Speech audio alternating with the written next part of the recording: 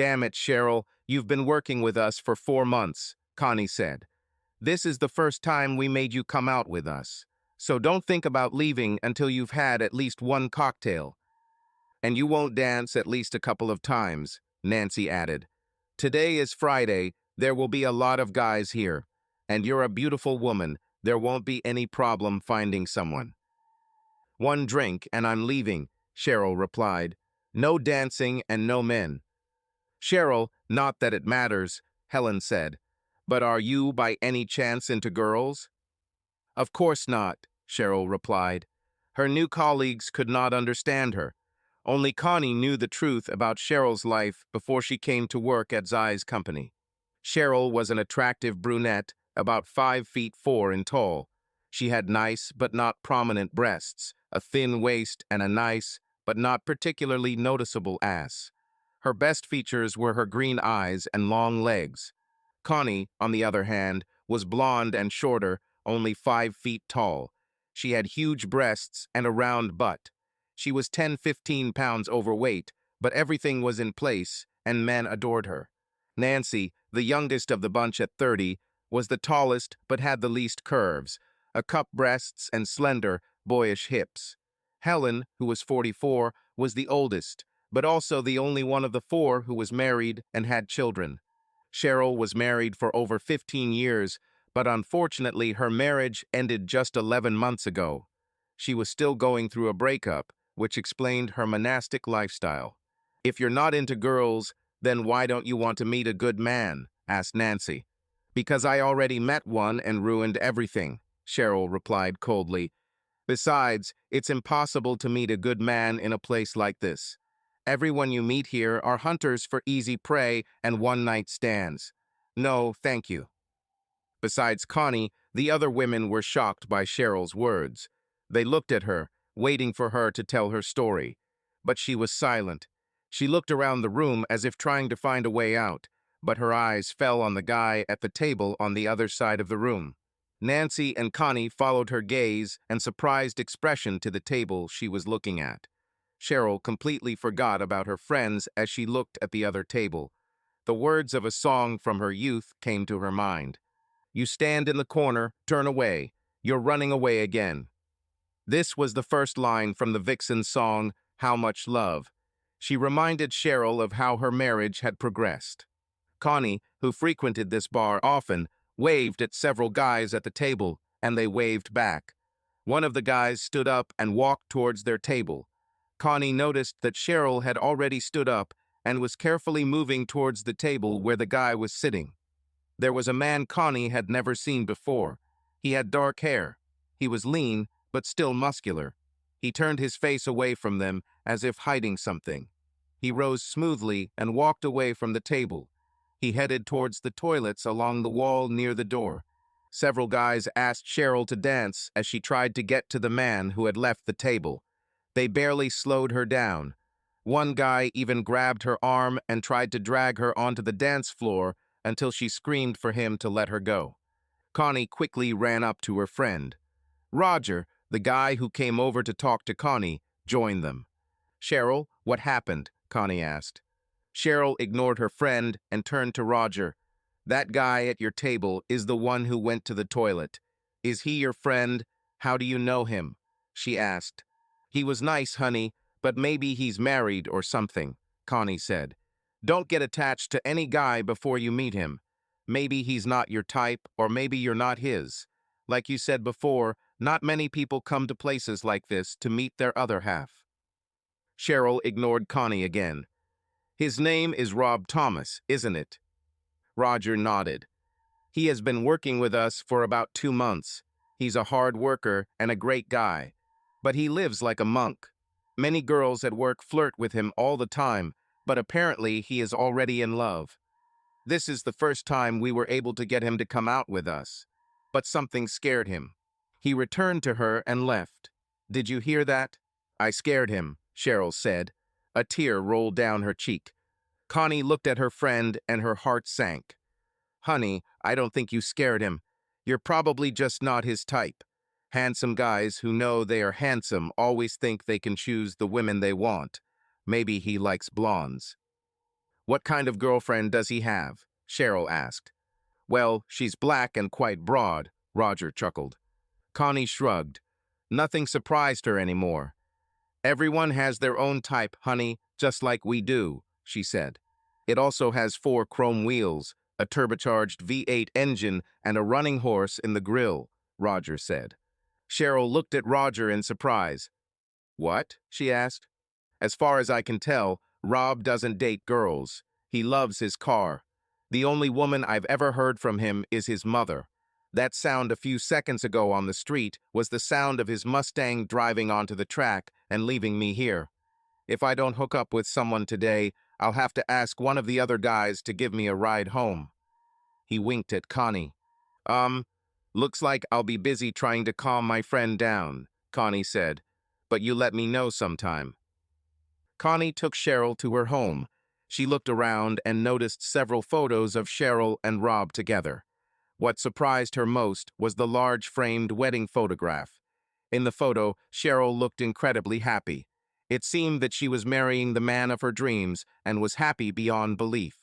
Rob, although younger, also looked very happy. Connie wondered what had happened to turn Cheryl into the depressed and seemingly dying woman she knew. Another thing that bothered Connie was Rob himself. He seemed almost afraid of the woman he had once been married to, the woman he once promised to love and cherish for the rest of his life. She needed to know more about this situation, and not just because of her friendship with Cheryl. That first time she saw Rob across the hall, before he sneaked out the back door of the bar, it was like time stood still for her. Cheryl came out of the bathroom wearing a long flannel robe. She had taken off her makeup, but her face was still red and her eyes were puffy from crying. Tears were still silently rolling down her face as she sat down on the couch and pulled her knees under her. Connie moved to the couch next to her friend. "Why don't you tell me about it, honey?" she said. "Sometimes it becomes easier when you say it, and I can't help you take revenge on him unless I find out what he did to you."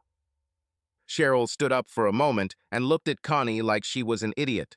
"I don't want revenge, Connie. I'm the one who ruined everything. All I want is my husband back." "But you're divorced?" Connie asked. "Didn't you have a chance in court to say no?" "I would move mountains," Cheryl said. "I would sell my soul for another chance. All he has to do is marry me again. But he doesn't even have to do that. I would be happy to just be his girlfriend or his backup option." Connie looked at Cheryl strangely. Cheryl was not a woman who would use such language. "Don't look at me like I'm crazy," Cheryl said sharply. "Rob is not someone who is just looking for a fling. If he started something with me, even something like that, it would still become something more. I just need a way to get back into his life. And even if it was just sex, I would agree to it without hesitation. He is my soulmate. We should be together," she said passionately. "Every second we're not together hurts me." Connie looked back at Cheryl. In the last few months that she had known Cheryl, this was the first time she had seen passion for something in her friend's eyes. Seeing Cheryl on the couch without makeup made her seem older, but at the same time more innocent and vulnerable. Connie knew that Cheryl was approaching 40, but the pain and emotions that came from her made her look older. "Rob and I got married when we were 22, Cheryl began. "We met in college and got married right after graduation. I'm from a small farming town in Iowa and Rob is from New York. Our families and upbringings couldn't be more different, but when we met, something clicked, and that was it. It happened at a party for one of those stupid environmental organizations that every college campus has. We were both there with other people, but it didn't matter. 2 minutes after we met, the connection between us became palpable. It was as if electricity was passing between us. Our eyes met, and we simply ignored everyone around us. It got awkward after a while. My boyfriend started getting angry and was making gestures like he wanted to fight Rob or something. Finally, Rob's beau saved us from the awkwardness by asking him to take her home. "I'm really interested in this event," Rob said, smiling at me but telling his date. "Maybe I'll take you home and come back."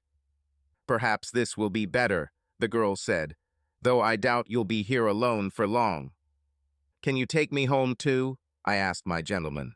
He looked at me like I was dog shit on his shoe. Go to hell, he spat. I'm not a fool, so don't play stupid games with me. Why would I waste gas to take you to your dorm if you're going to come back here and have sex with another guy? He looked at me angrily. It's good that you disappeared. Then he just walked away, leaving me standing there. Dating Rob was a different experience compared to all the other guys I've met. Even though I didn't date that much, I quickly realized that this was different. First of all, that awkward getting to know each other period didn't exist.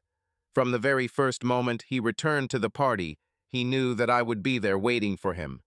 In fact, before he finally introduced himself to me and we knew each other's names, we already knew it was different.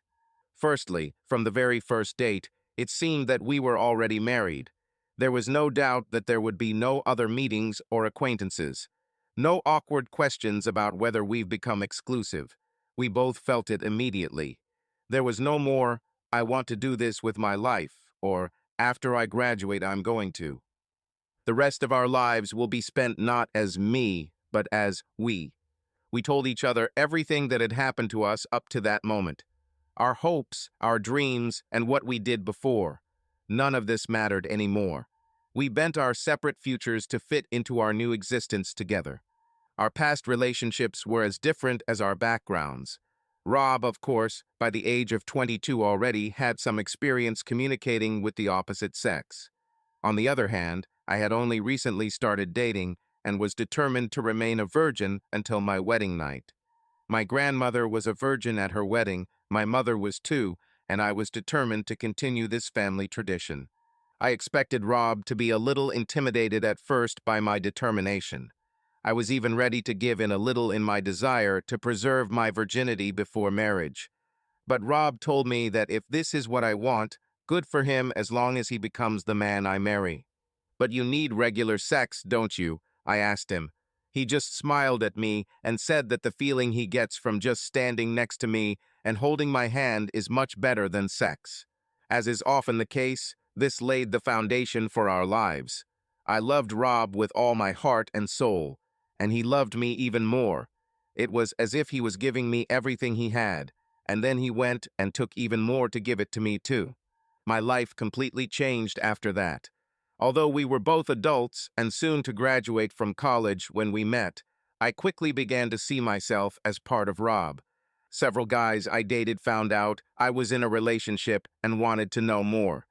One guy asked me if I would give them a chance now that someone had broken me. Get what? I asked. Get a little me? He smiled. I don't think that will happen, I said. Besides, you're asking the wrong person. You need to talk to Rob. So we saw everything. My lips were where Rob's kisses were. My breasts are for Rob to play with. My butt was where Rob put his hands when we danced. And most importantly, my heart was where all of Rob's love went. Life right after college was different. I think in my head, before I met Rob, I always expected to move back home and maybe find a job in one of the larger cities around the small town where I grew up. In the last weeks before graduation, I began to think how difficult it would be to leave him and go home. Everything inside me was twisted. I think that's when I realized that everything we talked about, all the words of love, were real. I couldn't just walk away and leave him for long, just like I couldn't leave my head on the table. It was simply impossible. He was a part of me. I wondered why he didn't worry as much as I did. I foolishly listened to one of my classmates who told me that men are simply different from women. They are not that emotional. She said that where I was emotionally attached to Rob, men were emotionally attached through sex, and because we hadn't done that yet, our connection didn't affect him as much as it did me.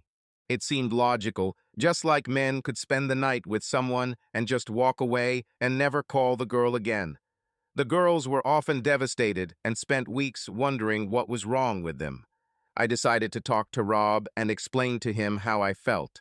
I also wanted to know why he wasn't as worried about our upcoming separation as I was. I got turned on and started to think that maybe Rob was tired of me and wanted a girl he could just sleep with without waiting for the wedding. Looking back, if I had remembered the lesson I learned back then, Rob and I would still be together today. I still remember him lying on his couch, studying, when I burst into his dorm. "Rob, maybe you don't love me as much as you claim," I screamed. "I'm in tears because we won't be together after graduation next week, and you're just studying like nothing matters. Don't you understand that my life will be terrible without you, even if it's only for a short time? Rob, I love you. I don't want us to ever be apart." He just looked at me like I was the village idiot. "Cher, we won't be apart," he said calmly. "What?" I asked, sitting down next to him on the sofa. "I was going crazy trying to decide if I should just follow you to Iowa or if you should come to New York with me," he said. "I looked at all the pros and cons and came to the conclusion that the best thing for us, and perhaps for our children, would be to stay here." My eyes got even bigger. "Iowa has small-town charm and the best atmosphere for families," he continued. "But the job opportunities in both of our fields there are terrible. New York, on the other hand, has all the career prospects you'd expect from a major city, but I wouldn't want to raise a puppy, let alone our kids, in a place like that. So I decided that the best thing for us would be to just rent an apartment here, move in together, and start looking for work. As soon as we have an income, we can get married and—" He didn't have time to finish. My brain finally understood what he was talking about, and I just grabbed him and started kissing him. I literally tried to kiss him to death. I didn't even let him breathe. He tried to show me the apartments he had booked for inspection, but nothing could make me let him go. I would have sex with him right there on the dorm couch, with the door wide open, and I wouldn't care who saw us. "Why didn't you tell me about this earlier?" I finally asked him. "I didn't think it was worthy of attention," he replied. "We both knew from the very first moment that we would never be apart, right?" "I guess sometimes I just need you to remind me," I said, trying to hide my tears. Our first apartment was terrible. In the winter, it was colder than Alaska, and in the summer, it was hotter than hell. There were a lot of strange noises, not enough cabinet space, and too much renovation work. But I loved this place like a palace. Rob found a job in sales the first week out of school. It took me a few weeks, but I finally got a part-time job, which later became full-time. Every penny we could save went toward the wedding, or at least the honeymoon. I would have just gone to the registry office and married Rob as soon as he asked me, but he reminded me that we would only get married once. We have to do this right. He didn't want me to have regrets or bad feelings later. His family gave us several monetary gifts that helped with the planning and organization of the wedding. Unfortunately, my family couldn't or wouldn't help. I think my parents were upset because I didn't come home after graduation. Actually, I think they thought I got pregnant or something, and that's why I didn't come back. It took a lot of time and visits from both sides for them to finally reluctantly accept Rob and that we truly loved each other. The weeks leading up to the wedding were terrible for me. I wanted Rob so badly that I began to regret that I had promised to remain a virgin until marriage. In the last 2 weeks before the wedding, I started sleeping in Rob's bed, and often, when he hugged me in a dream, I seriously thought about just sleeping with him. There were even a few occasions when he accidentally touched me when he woke up, and I took off all my clothes and rubbed myself against him while he hugged me. Our wedding night was a turning point for me. We scraped together the money for literally the worst cabin on a cruise ship. It didn't matter because we never saw the deck. I'm so glad we didn't save up more money for a better cabin or fancier meals. It would have been money wasted because we left the cabin 3 or 4 times during the 10-day cruise. Rob said I took to sex like a duck takes to water. I couldn't get enough of him. During these 10 days, I made up for lost time. During our honeymoon, I went from a protected virgin to Rob's personal slave. We tried everything we could imagine. Over the next few years, we grew closer and closer to each other. We both moved up the career ladder, but we did it on our own terms. We made it clear to our employers that work was important to us, but our marriage was the universe. Rob started in sales and moved into marketing. He probably could have made more money by staying in sales, but promoting there would have meant frequent travel. We both didn't want this. It was the same with me. I worked like a horse.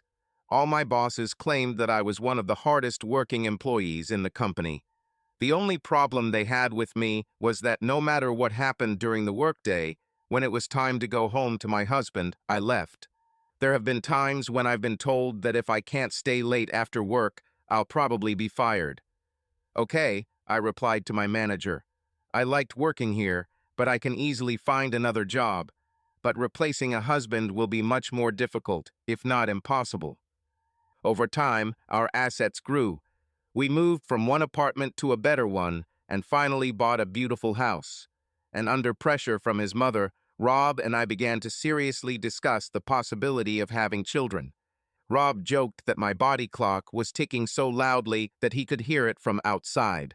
We planned everything: when I should stop taking birth control pills, when I should quit my job, and even what months I would prefer to be pregnant. We decided to start trying in late summer. There was nothing wrong with our marriage at that time. In fact, it was perfect, too perfect to last. And that was mainly thanks to Rob. Have you heard about marriages that become boring over time? Rob didn't let that happen. He always surprised me with small gifts, flowers, or vacations.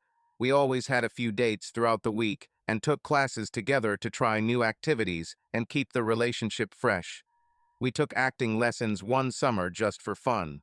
The following summer, we took up fencing. The summer before it all ended, we tried rock climbing and realized we were both afraid of heights. Our sex life was magical, but unfortunately, I didn't realize it. I think I started to take Rob and everything he did for me for granted. I worked in an office full of people, mostly women, who were much younger than my 36 years. When I told them that I had been married for 14 years, their eyes would roll. I had no stories of showing up to work with a hangover from too much alcohol and sore private parts. I didn't have any comparisons to discuss whether hard sex was better than a regular meeting at the cleaning station with a man whose name you never learned. I've never lied to get out of a situation where I forgot I was going out with someone because I had two or more guys planned on the same evening. I have never had sex with more than one man at the same time. In fact, one of the secretaries told me that I was sexually retarded. I was an anachronism, a relic of the early 20th century. They don't make people like me anymore. I started obsessively thinking about sex with someone other than Rob. It started to take over most of my everyday thoughts. I mentioned in conversation one day that I was thinking about asking Rob to let me try it. All the women immediately told me to shut up. "Are you out of your mind?" they asked. "Your husband will never let you do this. Men are like little boys. They all want to keep us locked up, reserving us only for themselves. It doesn't matter if your husband is cheating on the side, which he probably is. You can never let him know that you want to try another man. In his mind, it becomes a competition. Once you do this, you will create a lot of problems for yourself. Don't tell him, just do it," they said. "Besides, even if he lets you do it, at some point you will have to give him your turn. Are you ready to let him have another woman, probably younger than you, with a nicer butt and bigger breasts?" "Every man on earth doesn't want an ordinary woman like you, Cheryl," said my friend Tina. She pointed to the other side of the office. "They all want girls like Molly." Molly was a temporary employee who had just graduated from college. She was 5'10", weighed 115 pounds, had a 22 inches waist and natural 36 DD breasts. "Can you compete with something like that?" Tina asked. I shook my head, especially knowing that Molly, although she worked as a model to pay for college, had confided in me that she was looking for a marriage like mine and a husband like Rob. The thought of Rob having sex with her in exchange for my desire to try another man scared me. I could never get him back. That decided everything. The only thing left to do, since I was only going to try it once, was to decide what kind of guy I wanted. They all had their advantages, and I needed to really choose something different. After a few days of thinking, I made up my mind. I think it was partly because of the thoughts of Rob and Molly that I decided that youth and enthusiasm were something worth trying. I ended up dating one of our college interns, David Parker. It took several weeks to build the relationship. I started spending time with him outside of work, and finally got to the point where he accidentally touched me. When I moaned in response to his awkward movement, he did everything to get me into the hotel room one Wednesday during lunch break. He didn't care if I liked it or not. When we finished, he simply left the room. I lay there feeling cheap and cheated. I cried and had only myself to blame. When I got home, I couldn't look Rob in the eyes. I had to pretend I was sick and go to bed. He did everything to make me feel even worse. He arched his back, trying to take care of me. He tried everything he could to make me better. I felt like dirt. I didn't deserve such a good husband. A few days later, everyone at work found out that I had slept with David. He told everyone he could. He even started calling me his married prostitute. A lot of people at work started staying away from me, and a lot of guys started hitting on me.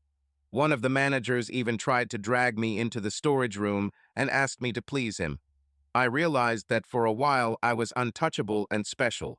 Predators usually avoid faithful married women. But I moved to the camp of easily accessible girls, and now I have become an accessible target. David continued to press me and demand that I continue. I refused and told him that I would file a sexual harassment complaint if he mentioned it again. He was young enough that threats, although unfounded, would work. The thing I hated most about David was that he only spoke to me when no one else was around. He bragged to all the guys that he accepted me, but he did this only to improve his reputation. It seemed to me that although I thought he was young and attractive, and it flattered my ego that I could still have an affair with someone who had just turned 20, he saw things differently. He didn't think I was attractive, just an easy target. Besides that, he was embarrassed that people might think he was interested in someone as old as me. He once even told me that I was only a couple of years younger than his mother. Of course, the same woman who helped me decide to do it the first time convinced me that I had simply chosen the wrong type of man. Tina reminded me that I got involved with Rob when we were both young. Maybe I needed a caring, gentle older man with even more sexual experience than Rob. Someone who will also play it safe because he will have nothing to lose, just like me. Normally, I would never have thought about this, but they put so much pressure on me to do something to get over the experience with David that I started to give up. They also made it clear that I had been acting differently since I slept with David, and if I had kept it up, Rob might have noticed a change. Neither of us knew, but Rob was no fool. We've been together too long for him to not recognize me. He knew something was wrong from the very first day I returned home sick. He didn't know what exactly I did, but his radar was on. I met Henry on the internet. I was actually looking for an older man to have sex with. He seemed perfect. His wife was dying in the hospital. Her illness dragged on. He hadn't had sex in years and missed it. He sought out secret relationships to occasionally satisfy his desires. I felt so sorry for him that I cried. It seemed to me that it was almost my duty to help this poor man in his pain. I felt even sadder after our first time. It took several hours to arouse him. I think the saddest moment was when I found out that the whole story about my sick wife was a lie. He was just a fraud. He wanted more sex than his wife could give him, even though he couldn't get aroused himself. When I left the motel, I realized that this scoundrel even stole all the cash from my wallet. I had to leave my bag, Idaho, and cell phone with the motel manager so I could go to the ATM and withdraw money to pay for the room. I couldn't afford for Rob to see the motel bill on his credit card statement.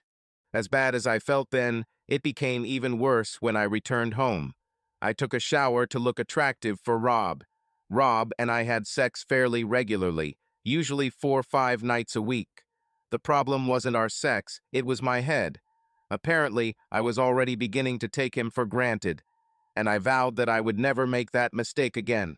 It took several days before Rob fully recovered from his cold and returned to our bed. He was still too tired for sex, and I was literally going crazy. Another problem was that he was still afraid that he might be contagious, so he didn't want to hug me. The bitches at work were still putting pressure on me. They were now sure that it was not a matter of age. I told them I vowed not to cheat again, but they reminded me that I had already done it twice, and it didn't hurt my marriage. It's better to get it out of your system, and then have children in peace and live the rest of your life without regrets, like, I wish I had done this or that. Since Rob was still unwell and I was incredibly horny, I gave in. We left work early and went to a bar they knew about. That way I could meet a few guys and still get home in time without Rob noticing. I really thought I was protecting Rob the way he always protected me. After all, I tried not to let him know how much I suffered and wanted to try it all. To my surprise, a few minutes after we arrived, a guy named Greg, whom several of my work friends knew, came to our table. It turned out that Greg knew several of them very well. He explained that he was only into no-strings-attached relationships. He seemed a bit of a gigolo to me, but to be honest, I would never have fallen in love with him anyway. He was too self-confident and arrogant. I took his phone number so we could meet and finish this matter. After being tricked by Henry at the motel, I decided to satisfy my latest curiosity on my own turf. I took the next day off and called Greg for an early afternoon visit. He arrived around 1 p.m., which I thought would give me about 4 hours with him before I needed to change the bed sheets, air out the house, and get myself ready for Rob. We had rough sex all over the house. Then I heard applause behind me. Greg and I turned our heads at the same time. He was too exhausted to move, and I was crushed by his weight. I almost fainted, realizing that I was in more serious trouble than I had ever been in my life. "Hey, man," Greg began. "Don't say a word," Rob warned. "I'll just pack my things and leave. But if you open your mouth, I swear I will kill you." "She came to me herself. This is not my F." Greg began stupidly. To this day, I still don't understand why he spoke. Rob said he was leaving and that he should just keep quiet, but Greg absolutely had to open his mouth. Although Greg was physically larger than Rob, he could not match the rage that seethed within Rob. Greg was exhausted from pounding me for almost 15 minutes. A wave of adrenaline and pure hatred was seething inside Rob. Rob grabbed Greg by the neck and one of his arms and pulled him away from me. Greg screamed and started begging Rob, but it didn't help. Rob's right hand struck Greg in the face quickly and hard several times, while his left hand held him in place. He then slammed his head hard onto the floor and dragged him down the wooden steps by one leg. He simply opened the door and threw an unconscious Greg onto our lawn. I expected Rob to turn around, rush back upstairs, and start yelling at me or hit me, but he didn't. He just looked at me for a long time. I felt the weight of every tear that flowed down his cheeks as he looked at me. Then he simply turned around and left the house. My brain refused to work. I just stood there. Then, after a few minutes, I realized that he was probably outside, still beating Greg. I needed to be prepared to beg him not to leave. He said he was going to take his things and leave. I ran back to the bedroom and stood in front of his dresser. I won't let him take anything from this house unless he takes me with him. I waited there for several long minutes, my back pressed against his dresser. I have to do whatever he wants so that he doesn't leave me. I knew he would never hurt me, so I felt safe trying to stop him from taking his things and leaving. But I also felt like the stupidest woman in the world because I knew that no matter what I did, our relationship would never be the same again. I've read stories about marriages where there was betrayal. About half of them ended in divorce. This couldn't happen to us. I loved Rob too much for that. After some time, I began to wonder why he had been gone for so long. I went downstairs and noticed that Greg was just starting to come to his senses. Rob's car is missing. He didn't take anything. He didn't pack his things. He just left. He walked out of my life without a word. Damn, he had to come and get his things so we could talk. Greg began to crawl towards the house. When he reached the porch, I slammed the door in his face. He stood on my porch in the middle of the day, completely naked. I would never let him back into the house. What if Rob comes back and sees him inside again? Rob might think I'm on Greg's side. But I didn't worry for long. The police arrived a few minutes later. They sat Greg down on my porch and called an ambulance. Then they knocked on my door. There were no cars in the yard, and I thought that if I just pretended that no one was home, maybe they would leave. But then I realized that I had to do something so that Greg and my versions would not diverge. I knew Greg had as much to lose as I did. He was married like me, which explained his no-strings-attached policy. I opened the door and started screaming. "I'm so glad you're here, officers," I said. "I saw that poor guy being attacked and his clothes stolen. I was afraid to open the door. I was afraid that the criminals might still be nearby." "Can you describe them, madam?" asked one of the officers. "No way," I said. "They will come back and take revenge on me. My name is West. Leave me alone." "There were 4 of them," Greg croaked. "Big bikers. After they took my money, they just took off all my clothes for fun." "Madam, are you sure you don't want to say anything?" asked the officer. "If no one comes forward, these guys may never be caught." "I have nothing to say," I replied. "I hope you can sleep tonight, lady," the second cop said. "I hope someday something happens that ruins your life, and you wish someone would intervene to prevent it." "Trust me, officer," I said, barely holding back tears. "After what happened today, I don't think I'll ever be able to sleep peacefully again, and my life is not at all as rosy as you think." After they left, I collected all of Greg's clothes, his phone, and his car keys. I was sure that sooner or later he would return for them. He will need his documents and phone, and probably his car keys. I just sat in the kitchen, wearing only a silk robe, which I threw on before opening the door to the police. I didn't cry, didn't move, just listened to the ticking of the clock. The phone rang, and I jumped up to see who was calling. I was hoping it was Rob. But it was Tina from work. I let the phone go to voicemail. 5 minutes later, the phone rang again. I jumped up again, hoping it was Rob, but again it was Tina. "Hello, Tina," I said tiredly. "Please don't call me again today.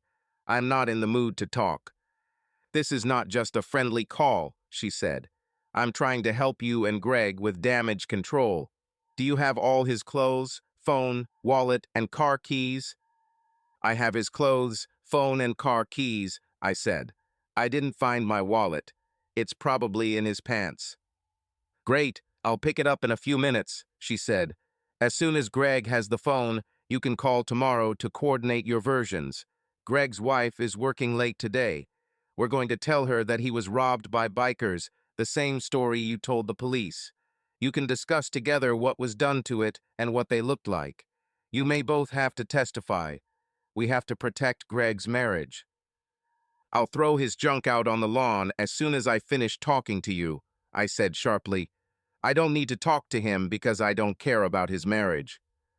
"Cheryl, what's wrong with you?" she asked. "What about my marriage, Tina?" I screamed. "Who's going to try to save my marriage?" I started crying. "What are you talking about?" she asked. "I'll be right there." She hung up. A few minutes later, Tina drove up to my house. She knocked on the door, and I opened it to give her Greg's clothes and keys. "What's happened?" she asked. I told her the whole story. She was shocked. "Did your husband beat Greg like that?" she asked. I nodded. "He still hasn't come home," I said. "I don't know what to do. We were never apart." "I'm still trying to wrap my head around the fact that your sweet little hubby beat up Greg," she said. "Did he take a lot of his stuff when he left?" "No," I replied. "He just left the house." "Then you need to stay home for a few days," she said. "If he's really that mad at you that he doesn't want to see you, he'll try to get his things while you're at work." "That's probably what he'll do," I said. "Why do you care?" she asked. "You yourself wanted to replace him, didn't you? I mean, you've been cheating on him for the past few weeks because you wanted to try something new.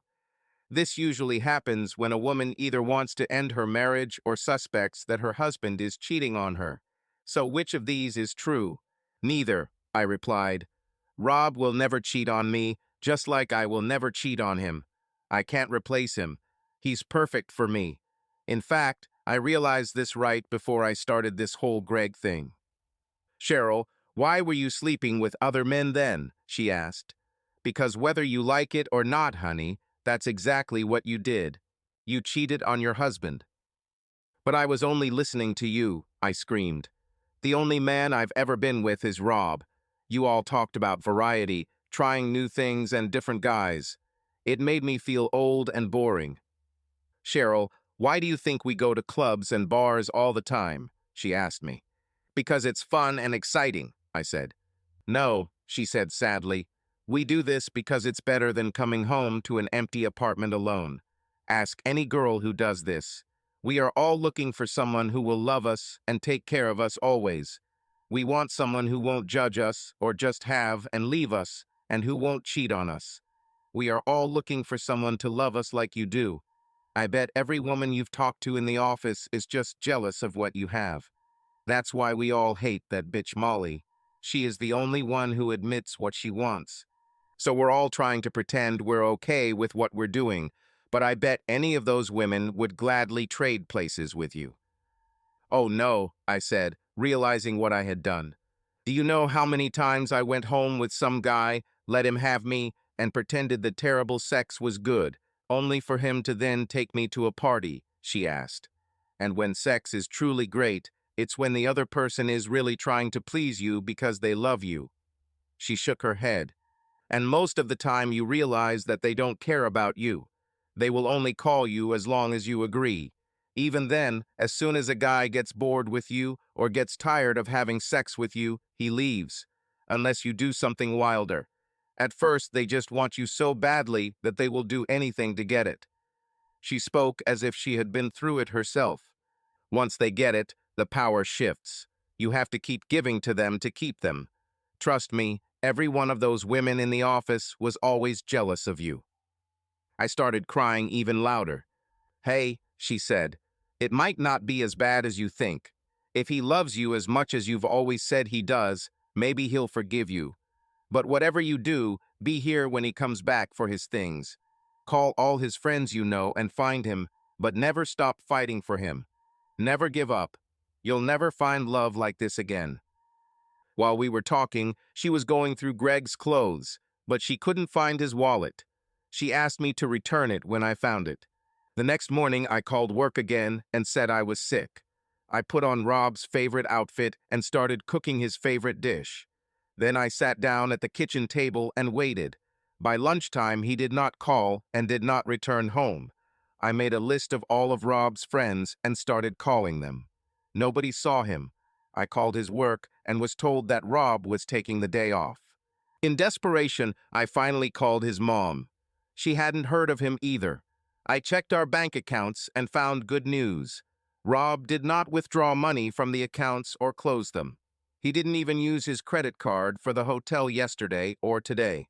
My heart ached, my head ached, my soul ached, but all I could do was wait. I finally called the police and filed a missing person report. They asked me some stupid questions and said they would get back to me. They thought Rob might have run off with another woman, and if so, he had a right to do so. I could divorce him for abandonment if he was gone for a certain amount of time. They said they would contact me if there were any leads and hung up. That night, I fell asleep on the couch out of pure exhaustion. As soon as I woke up, I ran around the house to see if anything had changed or if he was here. The next morning, I called all of Rob's friends again. Again, no one heard from him. Finally, when I reached one of Rob's best friends, Danny Ames, I got a reaction. This time I didn't talk to Danny because he was at work. I talked to his wife. If I had spoken to Danny, I probably would have gotten the same reaction as yesterday. But women are different. We haven't seen him, she said. Her voice was very tense and harsh. Something clicked in my head. Are you sure? I asked. Obviously, this was the last straw, and she gave away everything that was in her soul. Rob is one of the nicest guys I know, she snapped. Why don't you just leave him alone, you bitch? You've already caused him so much pain that he's going to leave town. Can't you just leave him alone? You literally destroyed this man. He quit his job and is now homeless. He left you everything he had, but you also had to twist the knife and poke him in the face. No wonder so many men just hate women. A bitch like you ruins our lives. Then she became silent and was breathing so loudly that I could hear it through the phone. Cheryl, can I ask you a question? She asked. How does it feel to know that you broke the heart of someone who loved you selflessly? I saw you two together. Remember, we had barbecues and parties together. I know how he treated you. How does it feel to know that someone loved you so much and you just took their heart in your hands and crushed it? Are you feeling good now? Apparently not, because you're still trying to torture him. Cheryl, just leave him alone. You won, you completely destroyed him. He will never be the same, so just leave him alone. If you ever loved him in all the time you were married, just leave him alone. Then she hung up so hard that my ears were ringing for a while. I couldn't help myself. I started crying again. Why doesn't anyone see that I'm in pain too? I loved Rob as much as he loved me, and I knew it was my fault that we ended up in this situation. I was dying inside, but no one cared. Maybe 2 hours later, the phone rang.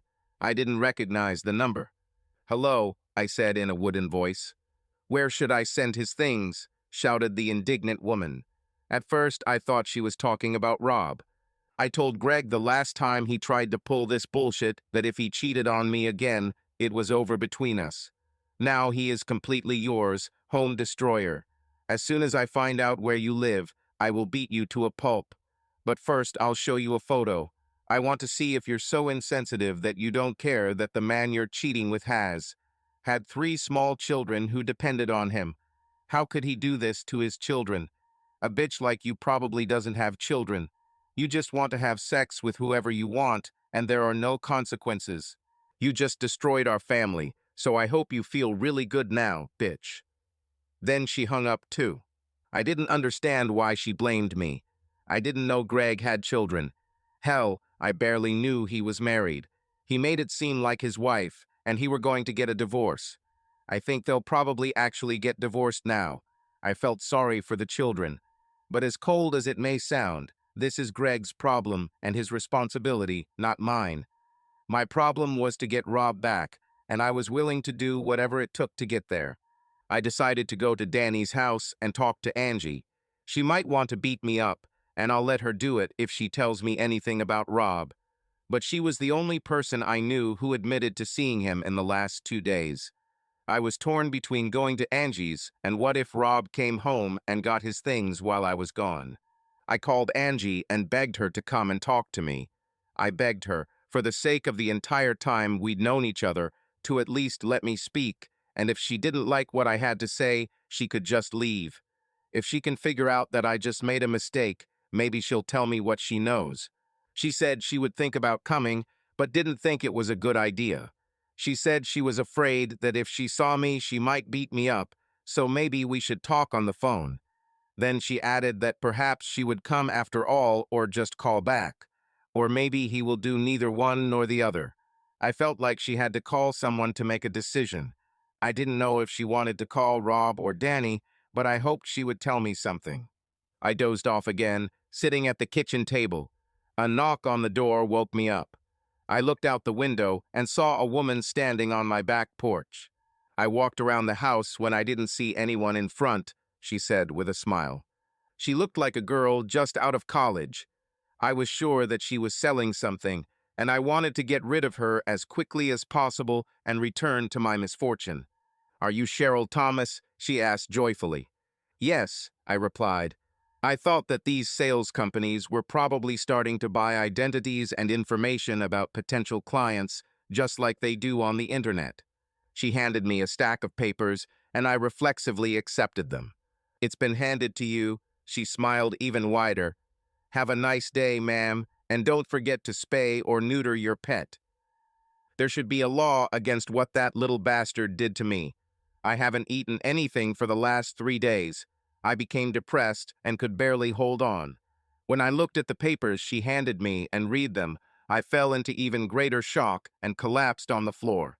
The heading on the top of the papers read, "Claim for dissolution of marriage."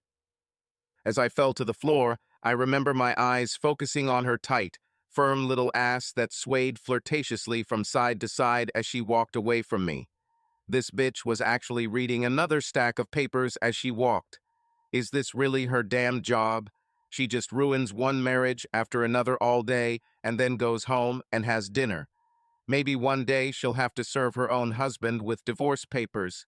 I wanted to kill this bitch, but I realized that she didn't destroy my marriage, I did. But I was determined to save him. I thought I had good relations with my neighbors. At least that's what I thought. I don't know how long I lay curled up in the doorway holding those damn papers, but when I came to, I noticed that my neighbor, Mr. Smithers, was mowing his lawn. I was lying there, curled up in the doorway, in full view of everyone, and he was just cutting his damn grass. Maybe he thought that either debauchery or stupidity was contagious. Maybe he thought that after what I'd done, I should just lie there and rot. I also noticed that my phone was ringing. I picked up the phone and said hoarsely, "Hello?" I was sure it was Angie, but it was a man. "Good morning, Mrs. Thomas, or whatever you want to call yourself," he said. "I would like to make arrangements to come and pick up the papers and my check. I'm tired of people acting like I know what's going on." "Who are you?" I asked coldly. "Forgive me," he said. "I'm Oscar Goldman.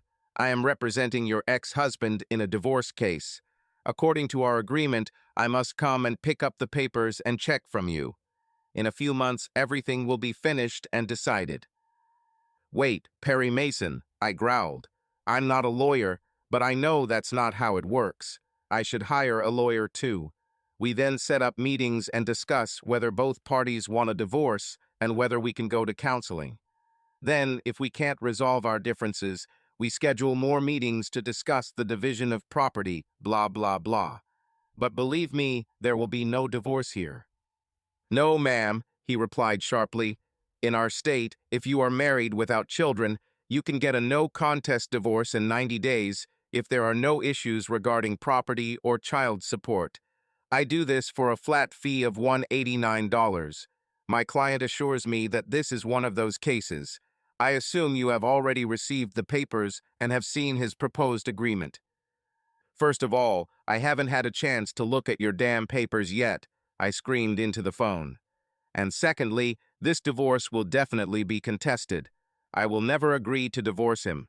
And whatever he tries to use to buy me out of marriage, it won't work." "Everyone has their price," he smiled. "Which one is yours?" "I have no price," I hissed. "Stop, I changed my mind. Yes, I have a price. I will give him a divorce if he gives me what I want more than anything in the world." "What is this?" he asked. "I want my husband back," I said. Then I finally hung up. I wasn't an idiot. I looked through the papers and started crying again. Rob gave me everything except the car he drove away in and the clothes he was wearing.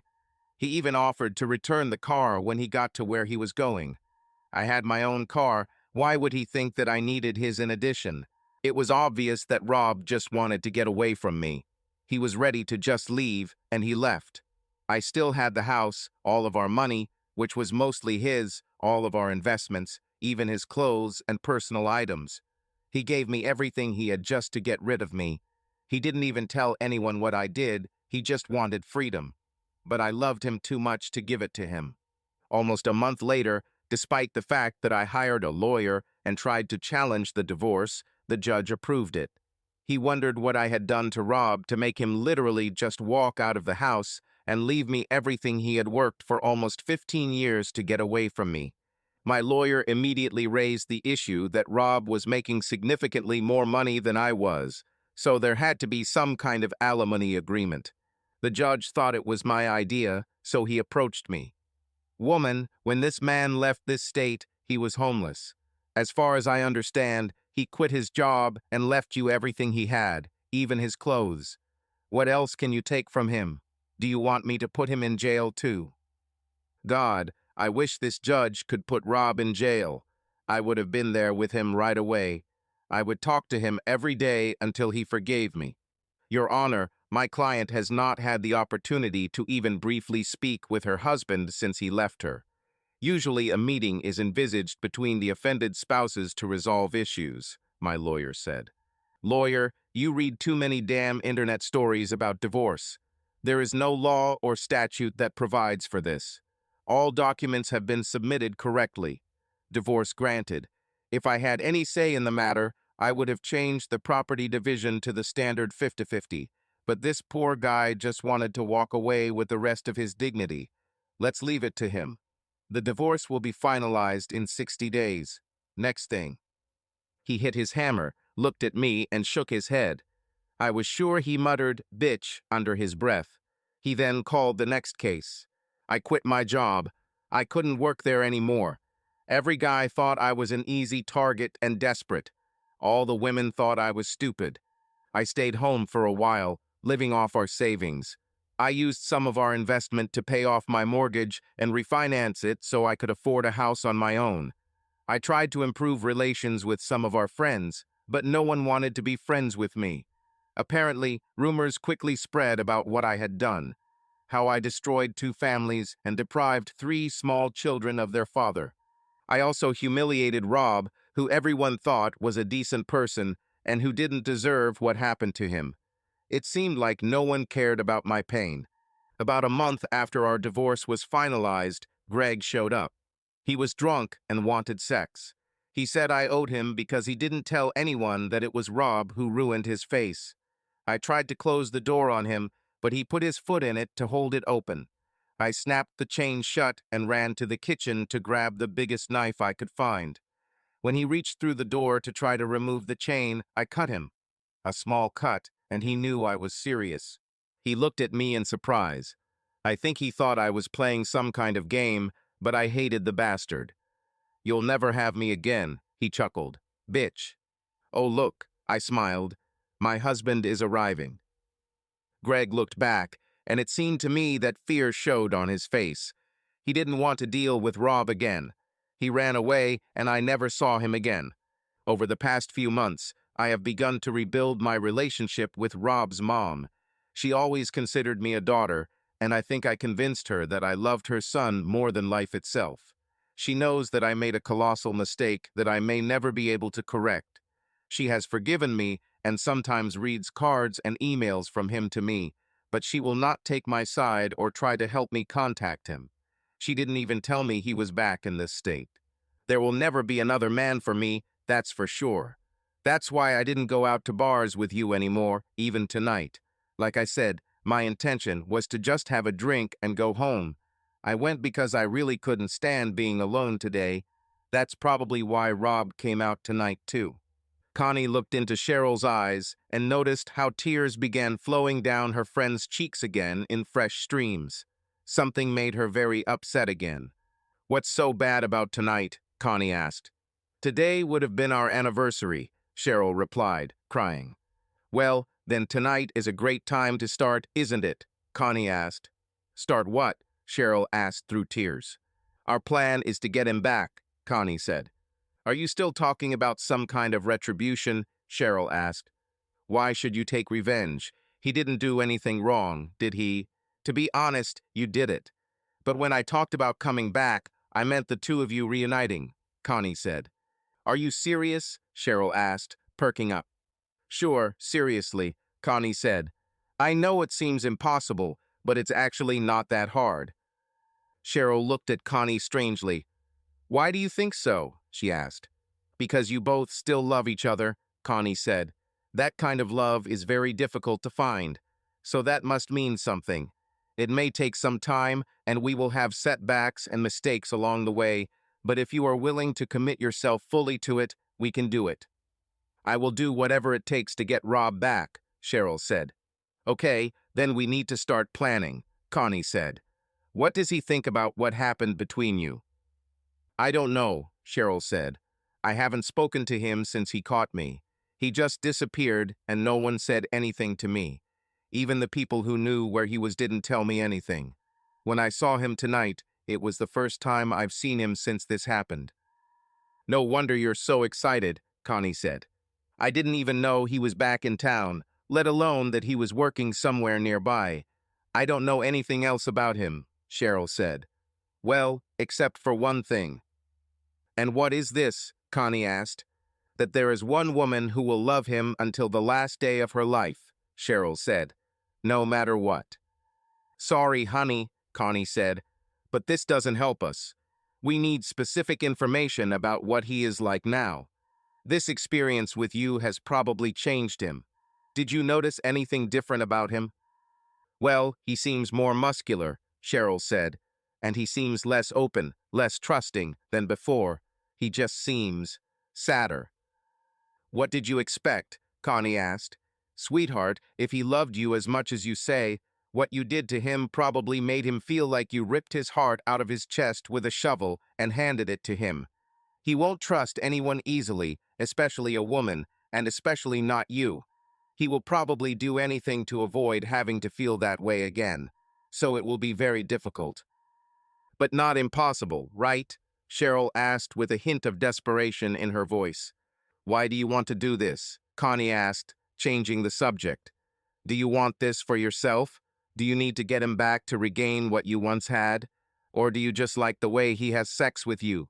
Why is this so important to you? Because I love him, and without him I'm nothing, Cheryl said. My life hasn't felt like life since he left. It's like just a mechanical existence until I can die. You can't get it from another man? Connie asked. There are a lot of men out there and a lot of women who are looking for someone to love. Can't you just go looking like the rest of us? I tried with other men, Cheryl replied sharply. And it's not just about sex. No other man I've met makes me feel the way Rob does. My stupid decision to try other men wasn't because I didn't like Rob or that I was tired of him. I just wanted to understand what those stupid women in my old office were talking about. If I had known that it would cost me my marriage, I would never have taken the risk. I would remain curious for the rest of my life. Okay, but I have to warn you, this will probably be painful for both of you, Connie said. If you love him as much as you say you do, how can you be willing to put him through all the pain that would cause? She looked at Cheryl. I mean, if you love someone that much, why make them suffer? Because he's already suffering, just like me, Cheryl said. At least this way he will have an end to his suffering and a light at the end of the tunnel where we will be together again and ultimately happy. If we don't stay together, I'm not sure either of us will last much longer. Okay, I'll start on Monday, Connie said. All her questions convinced her that they were doing this for the right reasons. What will you start? Cheryl asked excitedly. The first thing we need to do is get close to him. Luckily, I know his buddy Roger from the bar. I'll go to his work on Monday morning and ask him to introduce me to Rob. I'll get Rob to agree to talk to me. When he feels comfortable in my presence, I will try to find out how he feels about you. Then I will gradually convey information about you and how you feel to him. Our goal is for him to eventually agree to talk to you. When we achieve this, we will see what to do next. Sounds great, Cheryl said enthusiastically. Then her expression changed. What do you get out of this? She asked. I'm a firm believer that what goes around comes around, Connie said. Until now in my life, I have had a lot of fun, and lately this has become my problem. I've reached the point where I don't want to be that fun girl anymore. I want something like what you had. So maybe if I help you find your true love again, someday someone will help you find mine. Connie spent Saturday trying on different outfits in front of the mirror at home. She had to be very careful in how she approached Rob. It would be very different from every other man she had ever chased. Connie knew her strengths and weaknesses from her teenage years and knew how to maximize some and minimize others. Usually her plan was to wear a tight skirt and low-cut blouse and frequently bend over in front of the guy. It usually worked, but Rob wasn't a ladies' man, and he was already badly hurt, so a direct attack wouldn't work. She'll probably only scare him. Early Monday morning, she took a shower and applied a light floral scent. She didn't want her scent to overwhelm him. She wore shapewear because she knew she had a little extra around her waist. In addition, it made her breasts and buttocks more expressive. She wore a beautiful dress that, although it wasn't low-cut, still showed off her deep cleavage, making it clear to anyone who looked that she had impressive breasts underneath. She drove to Roger and Rob's office. She saw Roger, and he smiled and waved at her. I've never seen you covered up like that, baby, Roger said. Were you so desperate to see me that you couldn't wait for the next time I showed up at the bar? Roger, honey, Connie drawled. Remember that thing you always wanted so much? You mean that thick, round thing you're sitting on? He grinned. Roger was instantly awake and excited. Uh-huh, Connie said. If you do me a favor, I can't promise you'll get it, but it will get you a lot closer to me considering it, she said. Who do I need to kill? He asked. Do you remember my friend from the other night? She asked. Which one? There were 3 of them at your table, Roger asked. The brunette, she began. Oh, damn, wasn't it the one who was depressed all the time, crying and so hysterical that you had to take her home and prevent me from having any fun? He asked. Yes, that's her, Connie said in a gentle voice. Okay, I'll kill this bitch, Roger snapped. Damn it, she probably wants to get killed herself. She looked so damn miserable. Roger, I don't want you to kill her. Connie began. There's no chance I'll sleep with her, Roger said sharply. There is no benefit in such situations. All these depressed women are too depressed to enjoy sex. Listen, dumbass, Connie interrupted. You couldn't get her into bed even if you wanted to, and I don't want you to do this. Don't you remember? She was married to your friend Rob. Damn it, Roger exclaimed. No wonder the poor guy doesn't want to deal with women. I tried to set him up with someone a couple of times, but he simply ignored them. Then the girls got angry at me. He's probably pretty cute or whatever women like, but as soon as I introduce him to some girl, he just won't talk to her. He acts like it's Friday night. As soon as you approached our table, he immediately disappeared. Roger made a sound like the howling of the wind, which he thought was funny, but made Connie just look at him strangely. Well, they weren't always like this, Connie said. They were very much in love with each other for a long time until something ruined everything, and they got divorced.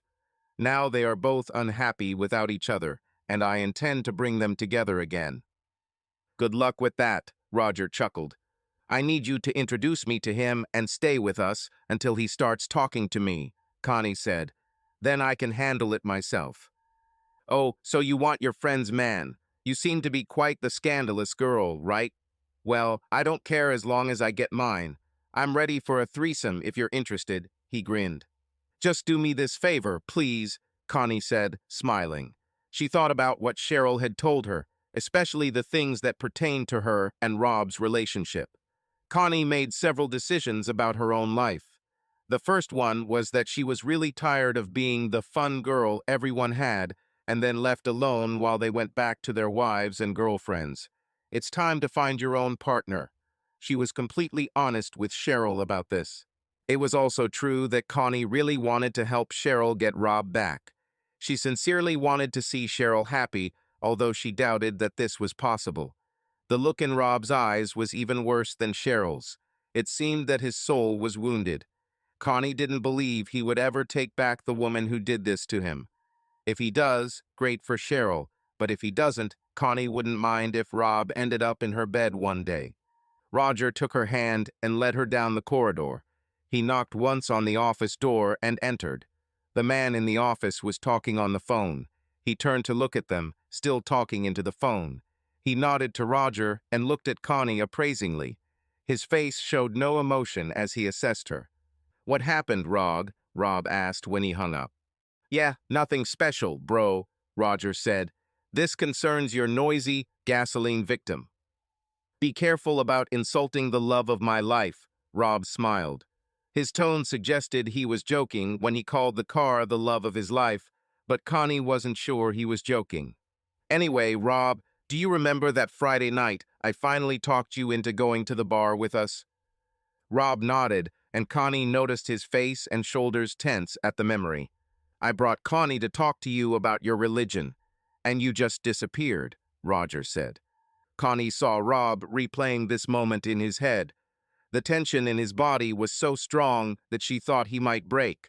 She needed to somehow diffuse the situation. I hope I didn't do anything to scare you, she said. No, it's not about you, Rob said in a wooden voice. It was someone else. And even when he said someone else, Connie saw that his consciousness seemed to have turned off. It seemed that the thought of Cheryl caused him so much pain that he seemed to lose touch with reality every time. Connie began to wonder if he hated Cheryl that much, or if he still loved her so much that not having her around hurt him so much. Anyway, Connie wants to join your, well, religion. So I thought you could initiate her into the teachings of the Mustang Church, Roger said. Suddenly, Connie realized how smart Roger really was. It was perfect. He gave her a great way into Rob's life. I really want to buy one, she said with delight, but I only saw them from afar, and I don't know anything about how to own such a car. For example, what kind of maintenance needs to be done? I have thousands of questions. Connie noticed that Rob's gaze on her had become softer. When she first walked in, Rob looked at her as if Roger had brought fresh poop and placed it on his desk. Now he looked at her as if he was wondering what she would look like in a Mustang. I have too many questions to bother you while you're working. Maybe we can meet somewhere later. She took the notepad from his desk and wrote down her numbers home and mobile so he could call her later. If you call me on my mobile, I will be in touch at any time, she added. She and Roger walked towards the door.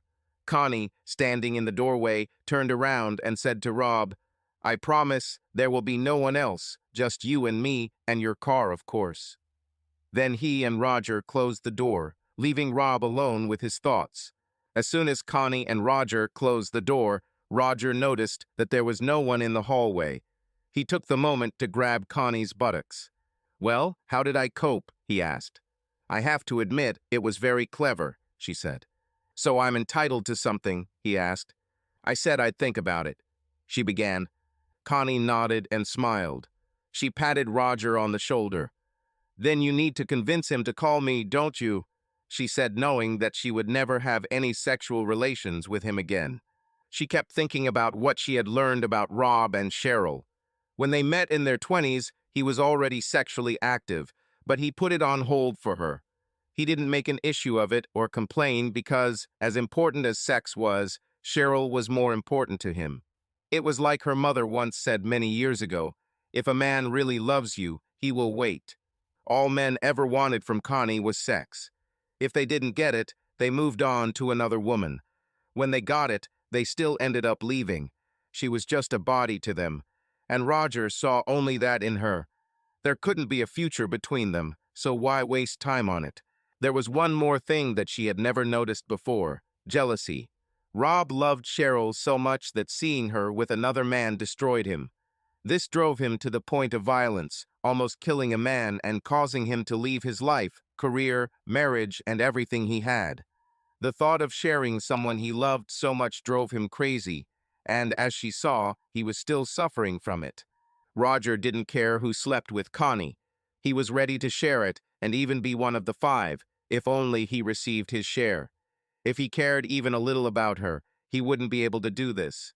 Connie suddenly realized that many of the things she thought about men were probably wrong, and even more, she decided that she needed a man like Rob. Connie left Roger and Rob's office and headed straight to her job. She sat down at her desk and looked through her incoming documents to see what was urgent. She picked up the piece of paper and waved to her boss across the room. He waved back. She called him in advance and warned him that she would be late, so he just nodded. He wasn't as strict with her as he was with the rest of the staff because she pleased him from time to time when he needed it. She pretended to look for the number on the piece of paper in her hands and dialed it on her phone. When the other end of the line answered, she started talking. Cheryl, how are you feeling, dear? She asked. I'm not feeling well enough to go to work today, but I'm feeling better, Cheryl replied. At least I have hope now. Oh, honey, you have even more than that, Connie said. Meet me in the park near work for lunch. Bring me something nice because I skipped breakfast for you. Okay, I'll be there, Cheryl said and hung up. Connie waited impatiently for Cheryl in the small park. Nearby were several mothers with small children who walked unsteadily and rushed around the playground and sandbox nearby. A few minutes later, she saw Cheryl walking towards her with a couple of packed lunches from a nearby cafe. Cheryl looked nervous as she placed the boxes on the bench. Connie opened one and began to eat the sandwich, which contained many different deli meats. Well, Cheryl asked, what got you so excited? Have you come up with something that will help our plan? Oh, much better than that, Connie said.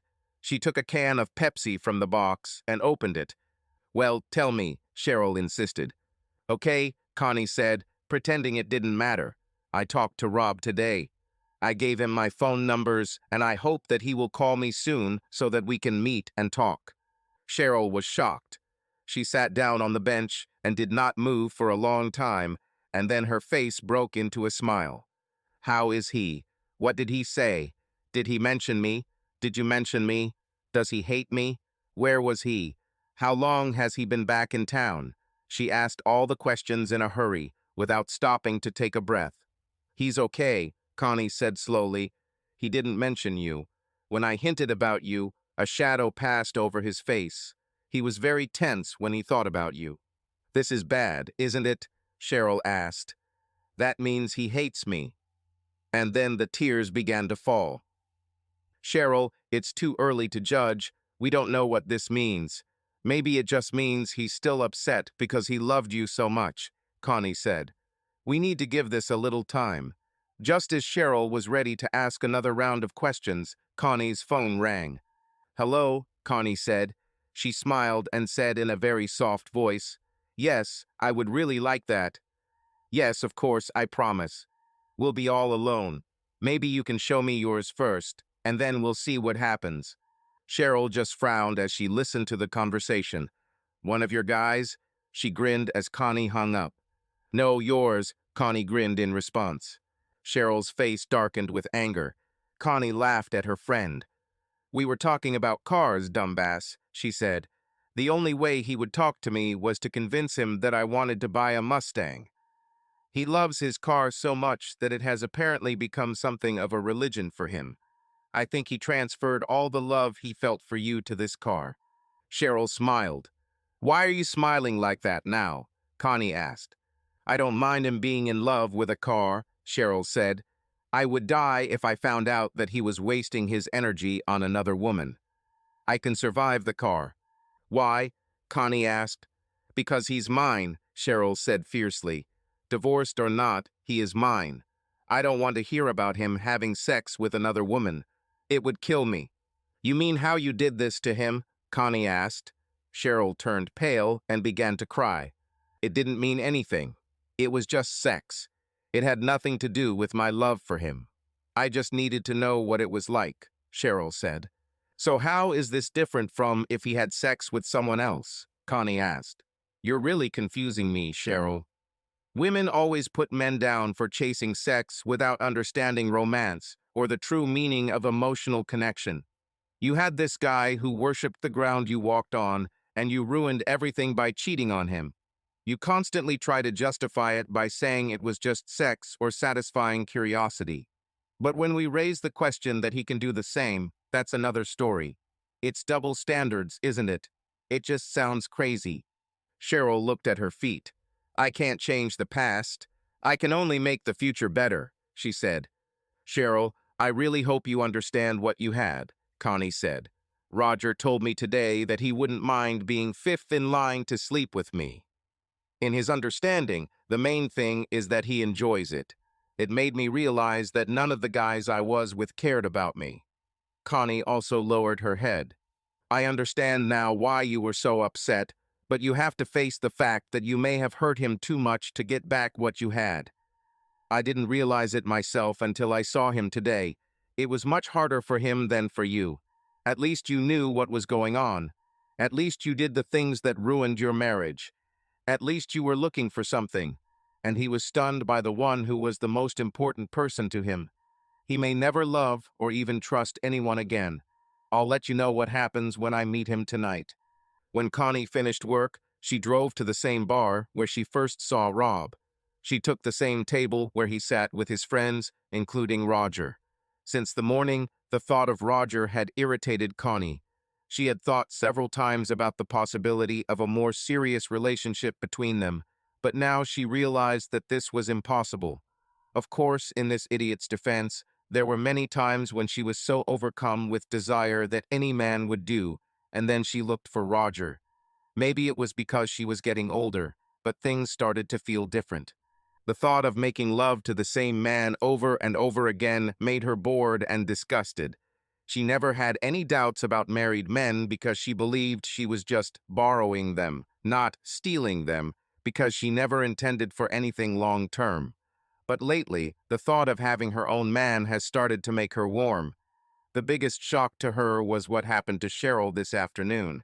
It wasn't just that she practically attacked poor Cheryl for behavior that she herself had committed in much worse forms, but that after Cheryl left, almost in tears, Connie looked at the mothers with small children, and I felt a feeling of sadness. She even stroked her belly, as if something was growing there. Connie snapped out of her thoughts in time to see Rob slowly approach her table. He moved as if he were walking through long grass and expected to see a snake. She looked at him again. He was tall, about 6 feet 1 inch, and muscular. He had dark hair and eyes. The eyes seemed dark and cynical, but according to Cheryl, this was not always the case. "Hey, Rob," Connie said, putting on her most disarming smile. She signaled to the waitress, who took their orders. Rob actually tried to pay for their drinks until Connie reminded him that she was the one who invited him to the meeting, and therefore she had to pay for the first round. He pulled out several brochures and quote sheets from dealers for several different Mustang models. "Rob, I'm sorry, but I can't lie to you," Connie said. "You're too good for that. No matter what happens between us, I will never lie to you.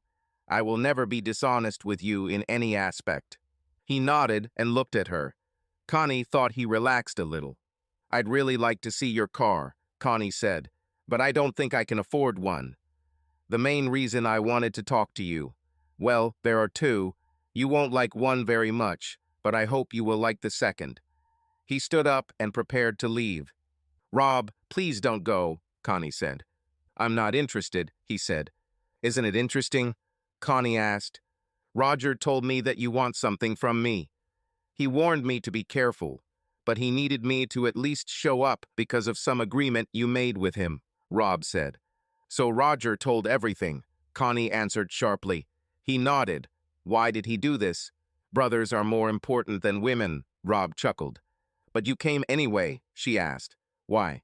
"Because he needed me to come so he could get what you promised him. He said you're an easy target, and he wants his way," Rob said regretfully. "Did he tell you what I want?" she asked.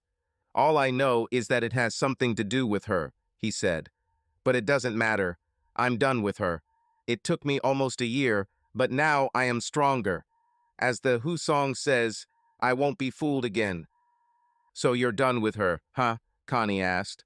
He nodded, smiling confidently. "Cheryl," she said. His face darkened. "Cheryl Thomas," she added. He frowned and rubbed his eyes. "Friday was the anniversary of the day you married her. 15 years ago.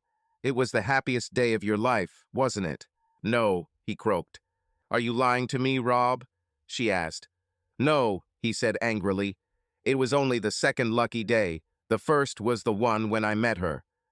He turned to leave again. "Rob, please don't go," Connie said softly. "I'm not trying to hurt you or hurt you. I'm not even trying to deceive you. I told you what was happening as soon as you sat down. Actually, I like you and I would like to help you, whether you believe me or not." "Why?" he asked. "Rob, I know what you've been through. I heard this from Cheryl on Friday night. I know what she did to you and what it did to her. I know how much you sacrificed for her and how it all ended.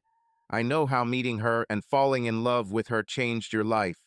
And maybe I want some of that magic for myself," Connie said. "I already told you I don't want to have sex," Rob said. "I'm not offering you sex," Connie said. "I offer you what you need more." "And what is this?" he asked. "Friend," Connie said. "You really need someone to talk to every now and then, even if it's just someone who will listen to you. You've heard of friends with benefits. We can be friends without benefits." He looked at her as if he was considering it. He sat down, which was a good sign. She noticed his shoulders slumped, and he looked terrible. It seemed that all the bravado with which he approached her was just a facade. "I loved her so much," he said. "Rob, she loves you too," Connie said. "More than anything I've ever seen. People aren't perfect, Rob. We all make mistakes and bad decisions. We all take things for granted and only then realize that they are actually conditional.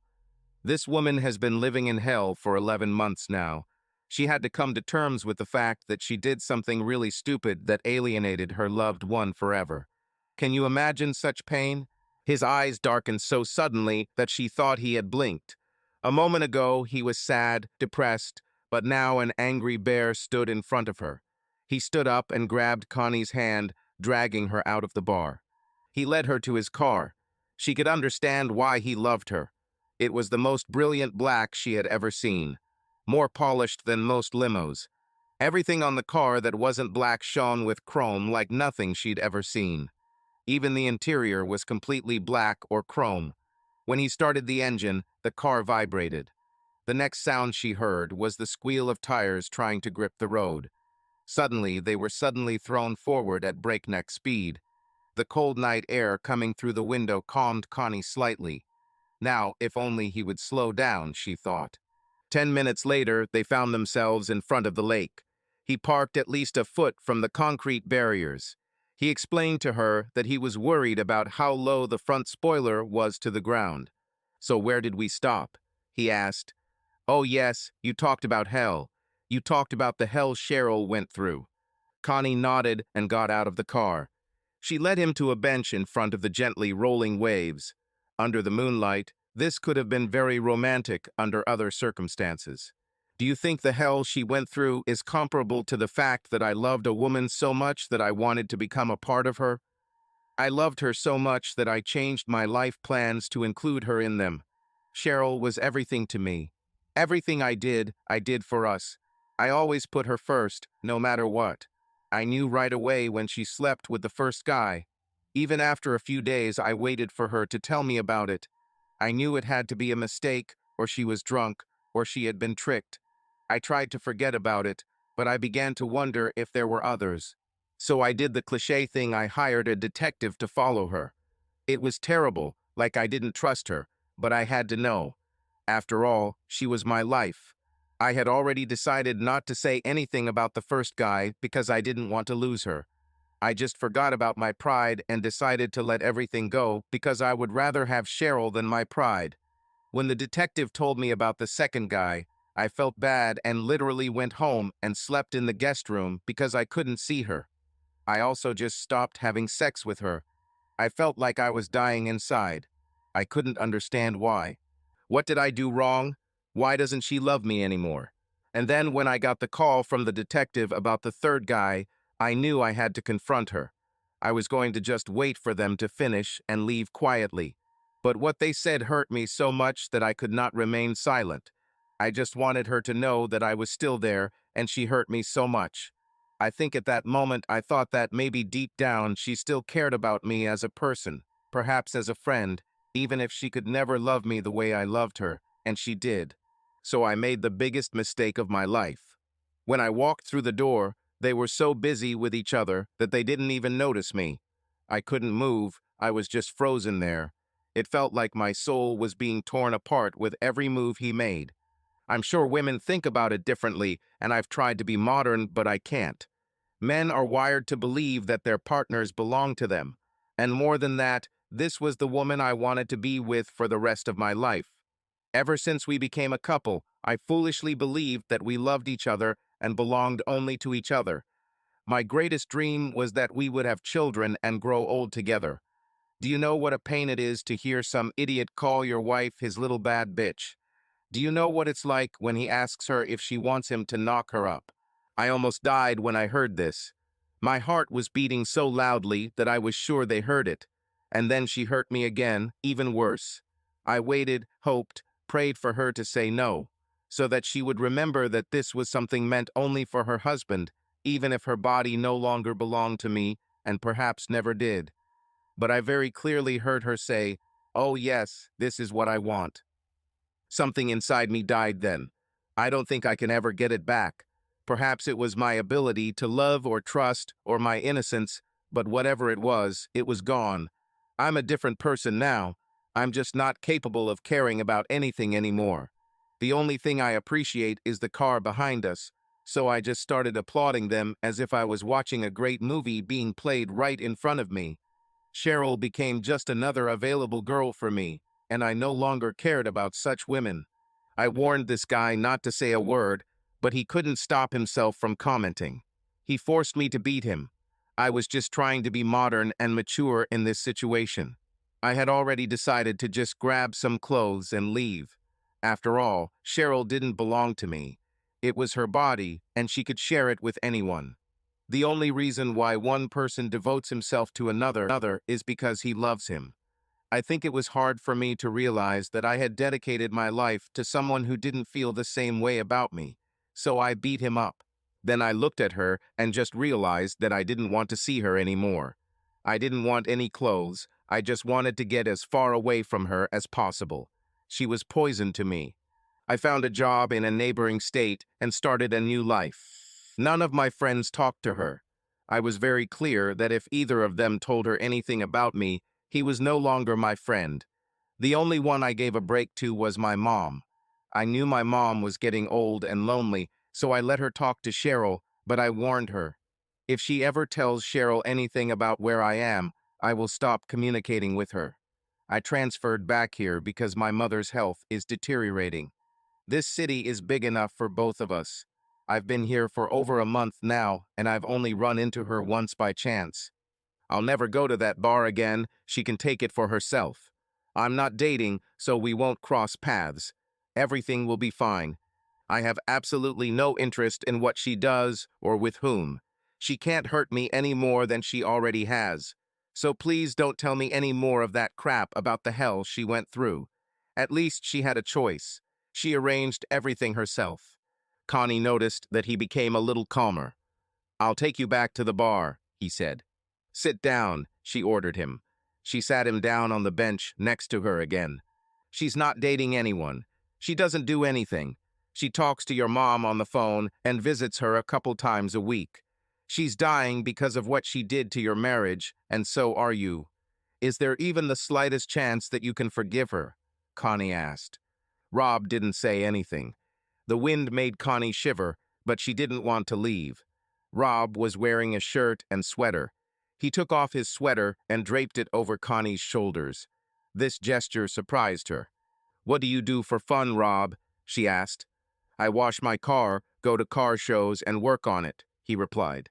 They talked for about another half hour before Rob drove her back to her car. She drove home and immediately called Cheryl. Connie told Cheryl all the details. Cheryl's heart broke again when she heard that Rob knew about all her adventures. Although it was only 3 times, retelling each of her encounters from his point of view was like being stabbed with a knife. When she heard that he was pretending to be sick to avoid having sex with her, she cried and felt sick about what she had done again.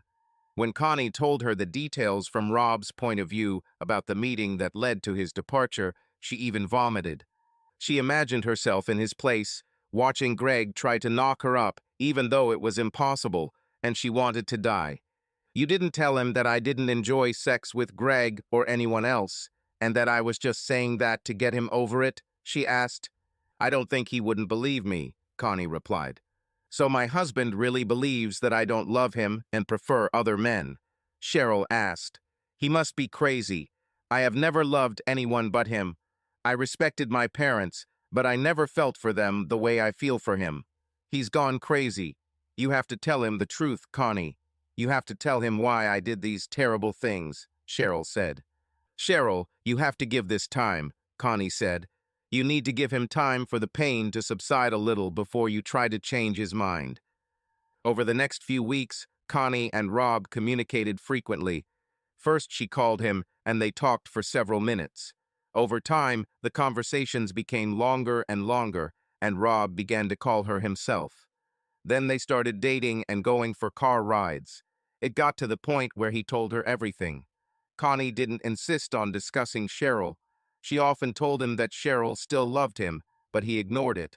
Connie also told Cheryl in detail about her conversations with Rob. Sometimes Connie would even record their conversations and let Cheryl listen to them, just so she could hear her husband's voice. Cheryl still considered Rob her husband. She agreed to the divorce not because it would end their marriage in her eyes, but because it was what he wanted and she legally could not resist it. Then, a few weeks later, Cheryl came up with the idea of a conference call. She decided to give it a try. She wanted so badly to hear Rob's voice again, at least on the phone. She was also tormented by suspicion and fear. She noticed that Rob's voice sounded excited and animated when he and Connie were just talking about something. He often took her with him to car shows or movies, and they went to the lake and talked a lot. But she also noticed that when they talked about Cheryl, Rob's voice became even and strained. He quickly turned the conversation to another topic. So Connie called Cheryl and then added Rob to the conversation. Rob didn't know that Cheryl was also on the line. He was excitedly telling Connie about his trip to Michigan for the car show last weekend. He went to an exhibition called Mustang Memories and was dedicated only to Mustangs and other Ford cars. While he was there, he saw a woman whom he considered the most beautiful in the world. She had reddish hair and drove a grabber orange Mustang with green stripes. She was so beautiful that he even thought about approaching her, but he chickened out. Connie noticed that Cheryl had muted the phone and then hung up. She told Rob that she had something urgent to do and that she would call him back later. Her reaction was due to two reasons. Firstly, she was worried about Cheryl, and secondly, because Cheryl was right. Connie was really starting to fall in love with Rob. They both didn't need some beautiful woman with a passion for cars interfering with their plans for Rob. She called Cheryl back and tried to calm her down. Connie dialed Cheryl's number, but the phone kept ringing and ringing. Connie felt something was wrong. Finally, after receiving no answer, she called Rob again. He was still happy and ready to discuss what he did at the car show last weekend. During the conversation, Rob talked about all the Mustangs he saw at the show, the special editions, and all the different years and models that were there. Connie didn't want to interrupt him when he was so happy, but she really wanted to know more about this woman. When Rob spoke, Connie felt uneasy. If she had to define her feelings more precisely, it would probably be fear. Everything went the way she wanted. Now some mysterious woman appears and ruins everything. Just a few days ago, before he went to this damn exhibition, he took her to the lake for a full day of picnic.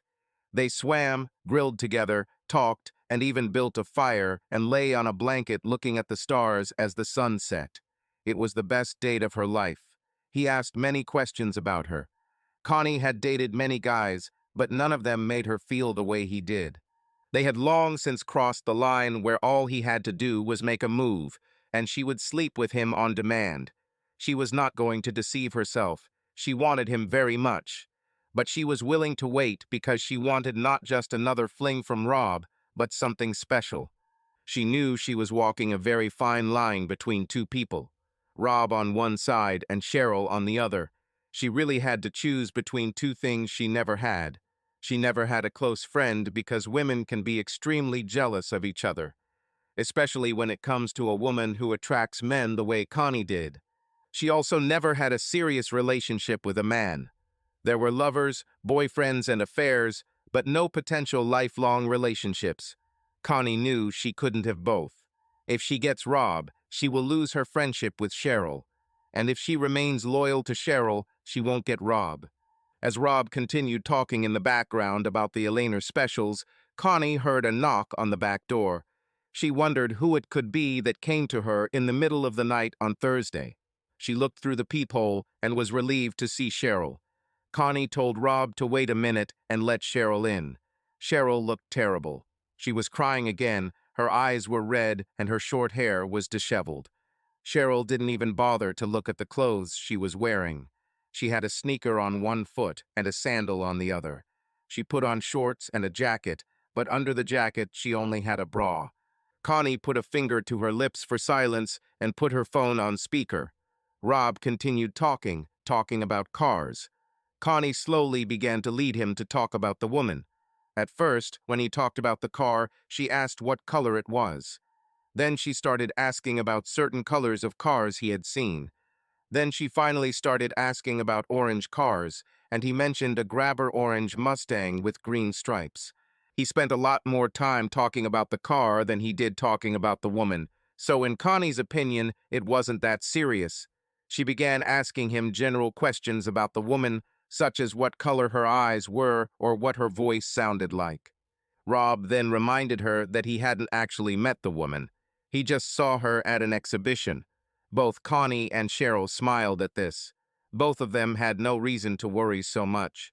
She's just some unknown woman from out of state. He'll probably never see her again. Connie asked him why he didn't come over and introduce himself. Rob started acting like a teenager. He told her that he was too nervous to approach such a woman, or he didn't think she would pay attention to him, and he doubted that such a beautiful woman would be interested in an ordinary guy like him. By the time they changed the subject, both Connie and Cheryl were extremely relieved. Connie then found out that Rob hadn't actually dated anyone since he left Cheryl, but he told her it was probably time to start doing it. He doesn't trust women anymore except Connie and his mom, but if he doesn't want to be alone for the rest of his life, he'll have to try to meet someone. Maybe you've already met her, and you just need to let her know that she likes you, Connie said. Cheryl's eyes narrowed dangerously. Maybe you just need to take the initiative. Rob, there are two options. Either you tell this woman that you like her, and then she will either say she's not interested or maybe agree to go on a date with you. Or you'll just sit on the sidelines of life, dreaming and wondering what could have been if you had the courage to go after what you want. Cheryl looked like she was about to explode. She pointed at the phone several times. "I'll call you back later, Rob," Connie said. "I can't believe you, you fucking bitch," Cheryl screamed. She was on the verge of both violence and tears. "What are you talking about?" Connie asked with an innocent look. "You want to have my husband for yourself, don't you?" Cheryl asked. "Well, Connie began. "Well, you damn bitch," Cheryl blurted out. "I can't believe I trusted you. I thought you were my friend." "I'm your damn friend," Connie answered. "For several weeks now I have been serving you as a vest on which you shed your tears. I wiped the snot from your nose when you cried. But I'm human, and he's a really great guy. I didn't take a single step towards him to make him love me. I'm trying my best to get you two together again, but if it doesn't work out, why don't I try my luck? Because as my friend, you should know that I will never stop trying to get him back. Whatever happens, if our plan doesn't work, I'll try something else. If he moves, I will do everything I can to find him and wait forever for him to return. I literally mean forever. I've already made mistakes once, it won't happen again. If he marries you, I will sit in my room and wait until you die. I won't try to kill you or poison you. But maybe I'll buy a Connie voodoo doll and stick needles in it every day and slam its head against the wall. And I will continue to be friends with you." "Is it true?" Connie asked. "Why?" "Because every time I come to visit you, I will see him. And I will give him hints that he could have me at any time. And if you ever cheat on him or just hug another man, I will immediately tell him about it, and I will be there to pick up the pieces," Cheryl said. "What if he cheats on me?" Connie asked. "I don't care," Cheryl said cruelly. "Either I'll be the one he cheats on you with, or I'll hope you get a divorce, and either way I'll win. In the end, Rob and I will get back together no matter what." Before Connie could react to Cheryl's tirade, the phone rang again. "We're not done yet. Let him leave a message," Cheryl said in an icy tone. After several calls, they heard Rob leaving a message. "Connie, don't be angry with me, but I thought about what you said." They heard Rob's voice. "I decided that you were right. I need to take a risk. If I want to be happy, I have to take risks. I won't be able to go with you to the lake on Saturday. There's another car show in Michigan, and I'm going to go get that red-haired girl. I'll take the day off and go there tonight to get my car ready for the show. If everything goes well, I might even move there. Thanks for the advice. You are a wonderful friend. I'll call you when I get back." As soon as Rob hung up, Cheryl almost fell. "Now you've ruined everything, you stupid bitch. We'll both lose him. He had almost forgotten about her until you filled his head with your nonsense about taking risks. I hate you." Cheryl got up from the floor and left Connie's house. She got into the car and almost crashed into a tree while driving out of her driveway. She drove away, moving uncertainty along the road, tires squealing. Connie was shocked. She couldn't believe she had convinced Rob to try to meet a woman. She was sure that he was not ready for this and hoped that when he was ready, she would be that woman. All she had done as his friend was lead him to this new woman. She doubted that Rob would sleep with this woman over the weekend, so when he returned, she would have to play big. If Rob was healed enough to start looking for a woman, he was healed enough to start seeing them. Connie was going to make sure he noticed what she had to offer, despite what Cheryl thought. As Connie closed the door, she heard a loud crash. It sounded like something happened just a few blocks away. She had a bad feeling. She grabbed her cell phone from the table and ran out the door. Rob's phone rang as he was driving down the highway. He decided not to answer. After a few rings, the call was forwarded to an answering machine. He hated talking on the phone while driving. Driving was a special time for him, just him, his favorite car, and the road.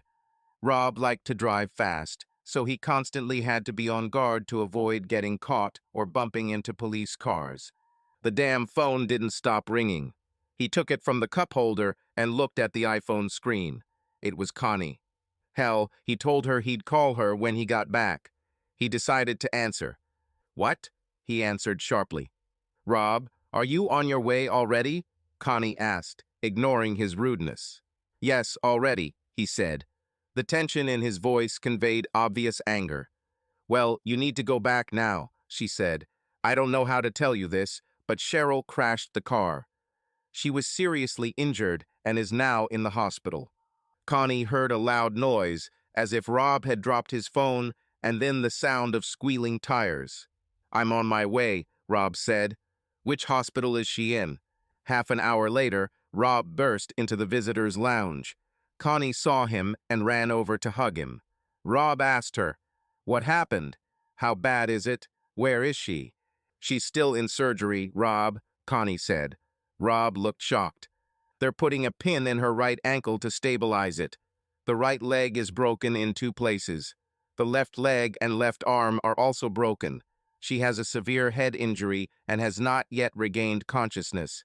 Doctors are worried about a possible concussion or worse. Even if there is no brain damage, recovery will take several months." Rob closed his eyes and shook his head. "She left very depressed, Rob. She was driving recklessly, but that wasn't the main problem. She forgot to turn on the headlights. A car driving at the intersection did not see her without headlights and crashed into her. It was just an accident." "What could have upset her so much?" he asked. Rob began pacing back and forth across the room. Connie looked at him. "What's wrong with her? How could she be so careless?" he shouted. "Please, God, let her be okay." "Why would she do something so stupid?" asked Rob. Connie stood in front of Rob, blocking his path. "Rob, I can answer your questions," she said. "But you won't like it, and you won't believe it. The reason she was so upset was because of you.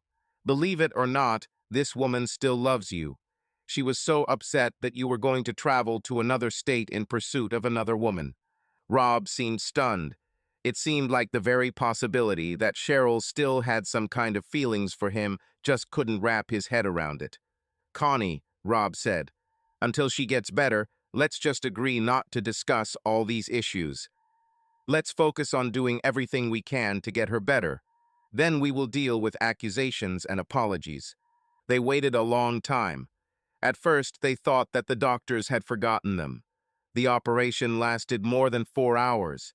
It was almost morning when the doctor entered the room and spoke to them. He said that Cheryl had been moved to a room on the 3rd floor and that she was resting. "Can we see her?" Connie asked. "Of course," said the doctor, "but she has not yet regained consciousness." Rob and Connie sat in the hospital room and watched Cheryl for several more hours. This time it was Connie who paced back and forth across the room while Rob sat right next to Cheryl's sleeping form, holding her hand. Connie left at 8 a.m., promising to return later when she had time to sleep and change clothes. Rob simply nodded as she left. When he was alone with Cheryl, Rob felt worse. He didn't know if he was somehow responsible for her accident. After he walked around the room for a while, he just started talking. "God, I hope you get better. I don't know what I would do if something took you away. I loved you so much, Cheryl. I don't know how we got to where we are now, but I wish I had a button to go back and prevent all this from happening. I'm not just talking about your stupid accident. I'm talking about the whole of last year. I wish we could go back to the time when you still loved me, when we were happy. Maybe I could have been smarter or tried harder to keep you. We would probably already be parents with a child. Rob thought she moved, but then realized it was just a reflexive jerk in response to something she was probably dreaming about. It's so bad, he continued. You're covered in bruises, and we don't know if or when you'll wake up. I also suffered a lot. I don't care anymore. I had a nightmare the other day, Cheryl. Another nightmare. But he was different, not the same as usually when I see you with that guy in our bed. This dream was all about me. I was getting older and lonely, turning into an angry old man. I think that was the reason why I decided to take Connie's advice and try to find a new life. I don't want to become an angry, lonely old weirdo, so I need to find someone I can live my life with and be happy with. Cheryl, I know you didn't love me the way I loved you. You probably never loved me like that, but now everything inside me hurts. I feel empty and I don't want to live my life like this. I want to feel alive again, to feel like someone needs me. And yes, I still want to be a father and a good father. Maybe we can't do this with you, but I want this with someone. The doctors don't know why you haven't woken up yet. They've done a lot of tests, and they say they can't find anything wrong with your brain, but it might show up later. So if you can't handle this, I want you to know that you were loved by the woman. For almost 15 years, almost 16 if you count the time before our wedding, I loved you like no one else. You were the most beautiful thing in the world to me. It's hard to think that I will never be able to talk to you, hug you, or kiss you again. Rob leaned over and kissed Cheryl on the forehead. Her pulse on the monitors quickened. The nurse who monitored her indicators made a note about this in her chart. Two more people noticed this. The first was Connie, who had returned a few minutes ago, heard Rob speak, and saw him kiss her. The second person to notice what was happening was Cheryl herself. She woke up a little after Rob started talking to her. She was in pain, but she didn't want Rob to stop talking to her, and when he kissed her, she couldn't help herself. All she could do was pretend she was still asleep. Her heart rate quickened, and unsurprisingly, she began to become aroused. She wanted him so badly. She never thought her husband would ever speak to her again, much less kiss her, but he did. Connie knocked on the door and quietly entered. "Is she okay?" Connie asked. "She still hasn't woken up," Rob said. "I'm worried about her." "Rob, if you don't care about her, why should you care?" Connie asked. Rob didn't say a word, he just looked at her angrily. "Why don't you go home, change clothes, and eat?" Connie suggested. "I'll stay here, and if she wakes up, I'll call you." Rob nodded and left the room. Connie sat down in the chair next to the bed and took a magazine out of her bag. "I think you would like to wake up earlier," she said to the figure on the bed. "I woke up," Cheryl said, opening her eyes. "I don't know what angers me more, this headache or your interference. Damn, he talked to me for the first time in almost a year, and he even kissed me. And you ruined everything by entering the room." Connie simply shrugged and smiled. When Rob returned to the hospital with a large bouquet of flowers, he spoke with the doctor about Cheryl's condition. The doctor told him that she would make an almost full recovery after several months of therapy. She had slight memory loss, but was conscious and alert. They were still deciding when she could be discharged home. Doctors usually insisted on 48 hours of observation, but the hospital was overcrowded and insurance companies would no longer pay for long hospital stays for observation. If a person had loving relatives or family who could look after him, the new procedure was to send him home and let loved ones look after him. Rob entered the room and saw Connie talking to the nurse. The nurse came over and smiled at him. She gave him a form to fill out. Rob filled it out and looked at Cheryl, who had not yet seen him. As he entered her field of vision, her face lit up. "Hey, honey, I missed you," Cheryl said. Despite the bruises on her face, she seemed very beautiful to Rob. She extended her only good hand to him and raised her lips, as if expecting him to kiss her. "Cheryl, what the hell is wrong with you?" asked Rob. "What's wrong with you, Rob?" she asked. "You always kissed me when we met, and goodbye all these 12 years that we were married." The nurse approached Rob and told him that Cheryl had suffered partial memory loss, so she might have trouble remembering details of the last year or so for the next few days, but he should just roll with it, and eventually most of her memories would be restored when she returns home and finds herself in a familiar environment. Rob returned to Cheryl with a smile on his face. "Have you spoken to the nurse, dear?" Cheryl asked. "Yes, I did, honey," he said sarcastically. "So where's my kiss?" she asked. "Probably on my ass," he chuckled. "I shouldn't have come here in the first place. Right now, I'm supposed to be in Michigan for a car show. But my problem is that I'm stupid and gullible." Connie and Cheryl looked at him.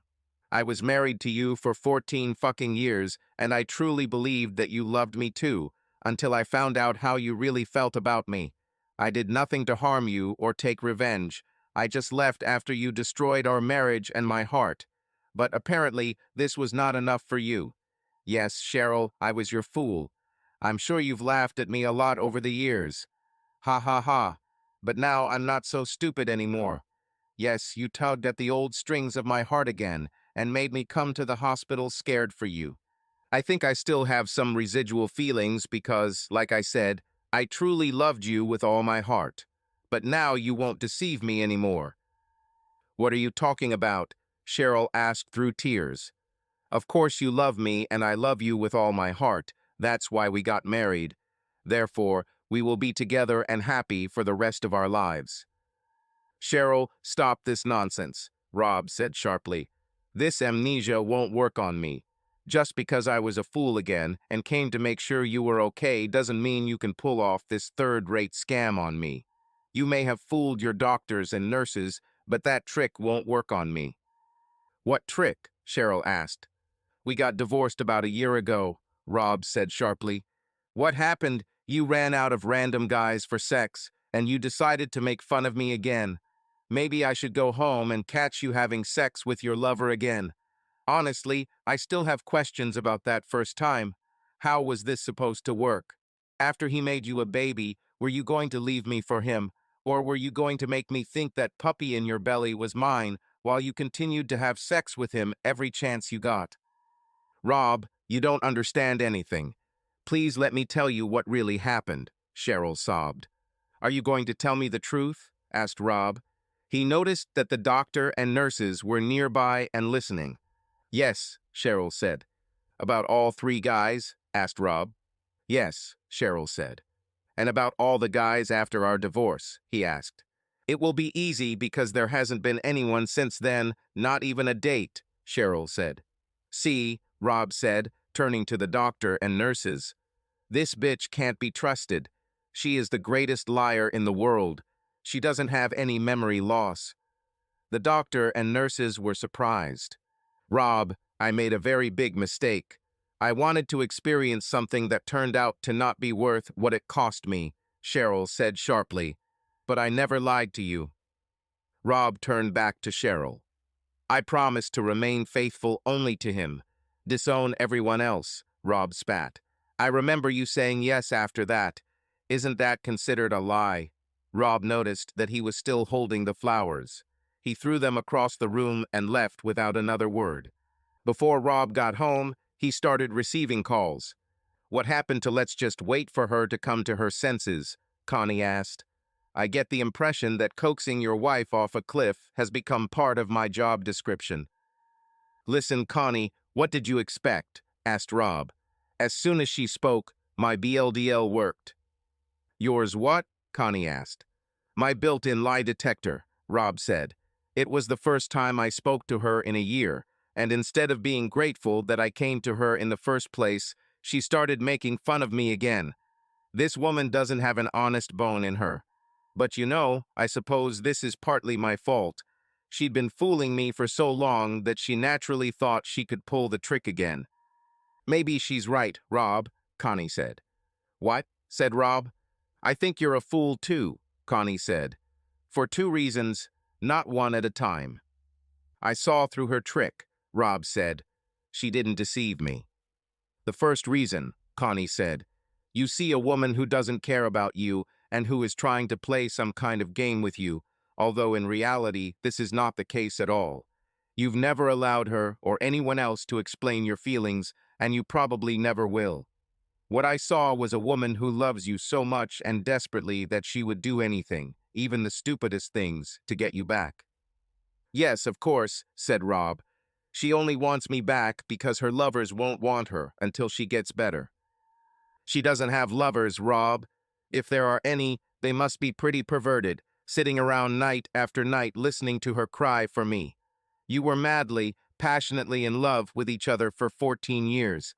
She behaved stupidly for 2 weeks, and without any thought or even giving her an explanation, you threw it all away. It makes me wonder if you were the one who wanted to leave. Rob glared at Connie again. The second reason you're a fool, she continued, is that you don't even tell yourself the truth. What great truth am I hiding, Connie? Asked Rob. The fact is, no matter what she did, you never stopped loving Cheryl. The fact is, you love that stupid woman as much as she loves you, Connie said. Now you're the fool here, Rob said. I can't stand her. She makes me sick. Then why aren't you in Michigan chasing your dreams? Connie asked. And Rob, before you answer and lie to yourself again, I was in her hospital room. I heard everything you said to her and saw you kiss her. What do you want from me? Asked Rob. Just keep your promise, Connie said. After she gets better, you two can work it out or not. But we both obviously want her to get better, so let's just do it. You can start by coming back here. Rob returned to the hospital room after a while. Connie took his hand and led him to Cheryl's bed. Cheryl tried to sit up as he approached. She smiled and tried to run her good hand through her hair. Cheryl, stop it, Connie said sharply. We need to make a deal or you'll end up in a nursing home. We're all calling a truce until you get better. To make this time less unpleasant for everyone, we need to follow certain rules. From now until the end of the truce, we are all just 3 friends. We will not talk about your past marriage or anything related to it. Is this clear? Connie asked. Yes, said Rob. Crystal, Cheryl replied. Rob, you will faithfully help Cheryl until she gets better, okay? Connie asked. Rob looked at her sharply. That's a pretty poor choice of words, considering I'm not the one who was unfaithful. Connie glared at him. I agree, Rob said. Cheryl, you will not provoke Rob. No schemes, no plans, no memories, okay? I agree, Cheryl said, smiling. Rob, do you want to move her into your home, or will you move into your old house? Connie asked. Rob looked like he had been shot. Why can't she stay with you? He asked.